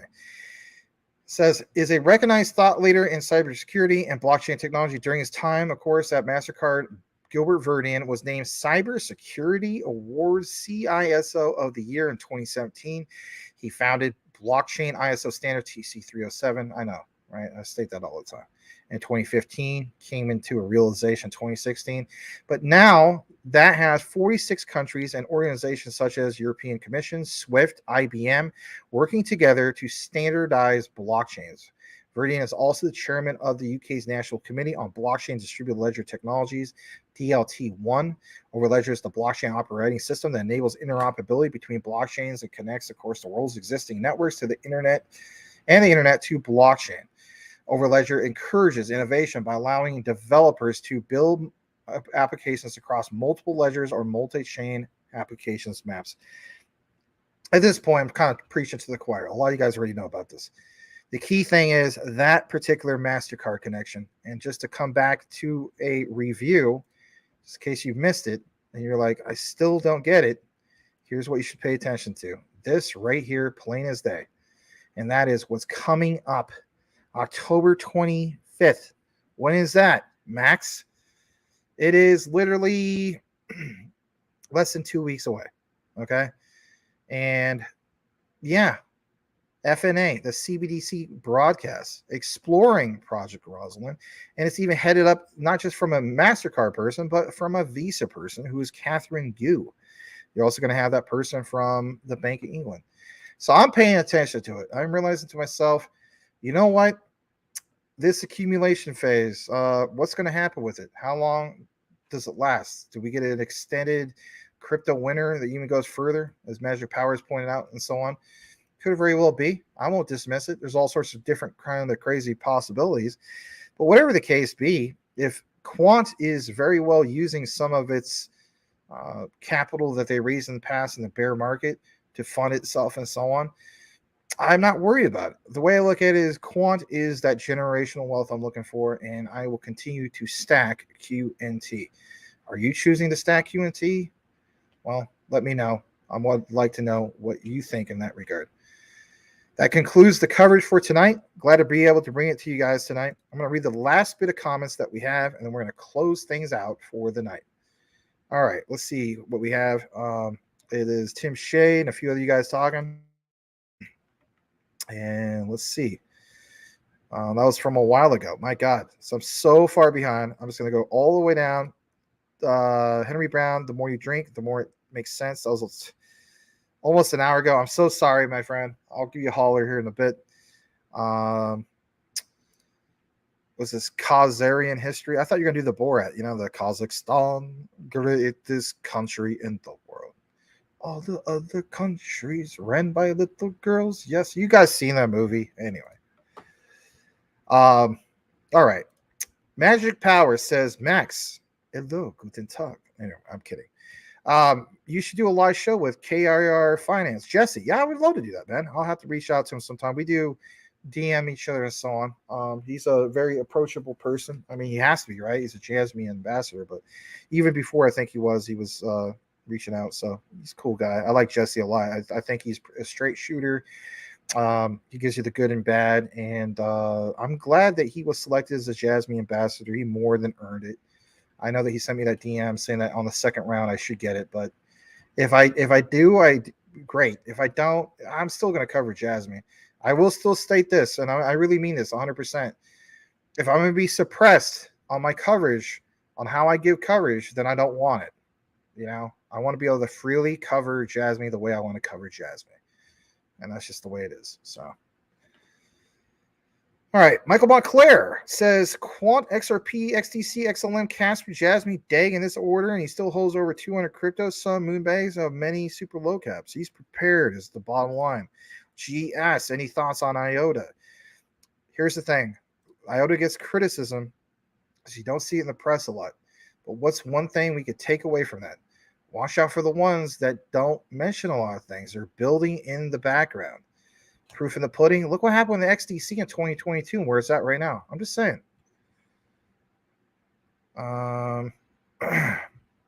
Michael Santiago says he's up on QNT, Chainlink, XRP, XLM, XDC. Michael Santiago, I do appreciate you for being here. Thank you. You do hold more Quant than Chainlink. Okay, awesome. Jimmy Bays, dude, you are a beast. My old, you know what, going down. She is from Chicago. All right, cool, man. No problem. Thank you for that. All right, so those are the last bit of comments. Let's check over on Mr. Will Fix's side. Ray covered all that. 8 people watching from over there, and 25 here, total of 33. Okay. Well, guys, we're going to close it out. It's been a great show. By the time this thing gets closed out, we will be at 3 hours and 30 minutes roughly. So we'll see you guys back here tomorrow for the weekend report in regards to that update from Investor Place. Look forward to it. It's going to be a breakdown. They usually are right on, at clockwork. They get it out. So I'm sure we'll get it out to you guys. I'm really curious to see what kind of indicators they have as far as job creation, CPI reports, what's going on with the market. Are things continuing to, look bullish for their outlook? And, draw your own conclusion.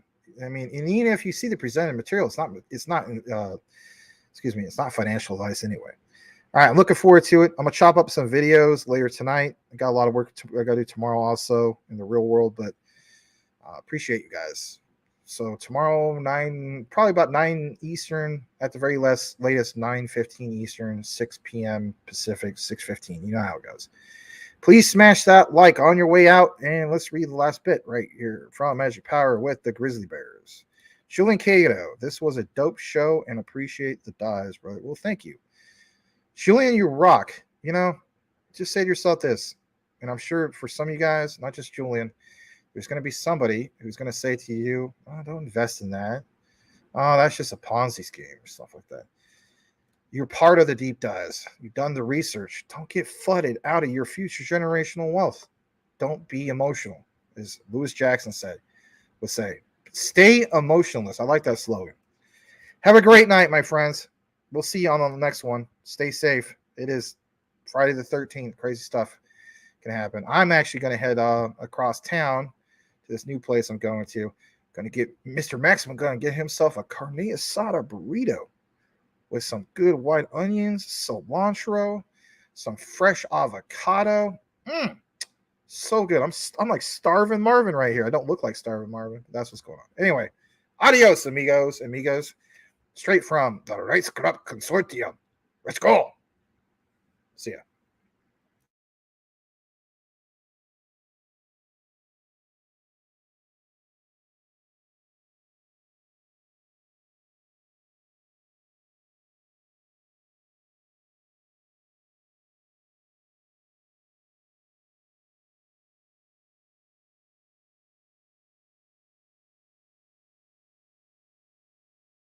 The world is waking up to the power of tokenization. From currencies to carbon credits, real estate to shareholdings, any asset can now be represented digitally by a token. Central and commercial banks, asset managers and companies of all sizes are embracing the benefits of these digital assets and improving liquidity, cost efficiency and transparency as a result. But until now, creating secure tokens and managing them required a high level of investment and specialist knowledge unique to each blockchain, and any mistake could expose your assets to risk.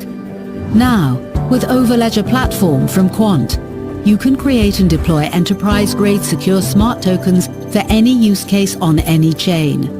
All of this with zero coding, and your tokens will always be blockchain agnostic and behave as you determine. And there's no compromise on security or functionality. Overledger embeds trust and adaptability into the tokenization process of our function-rich smart contracts, so you can leverage the power of tokenization with confidence and create the future. Overledger Platform, the enterprise standard for building on blockchain.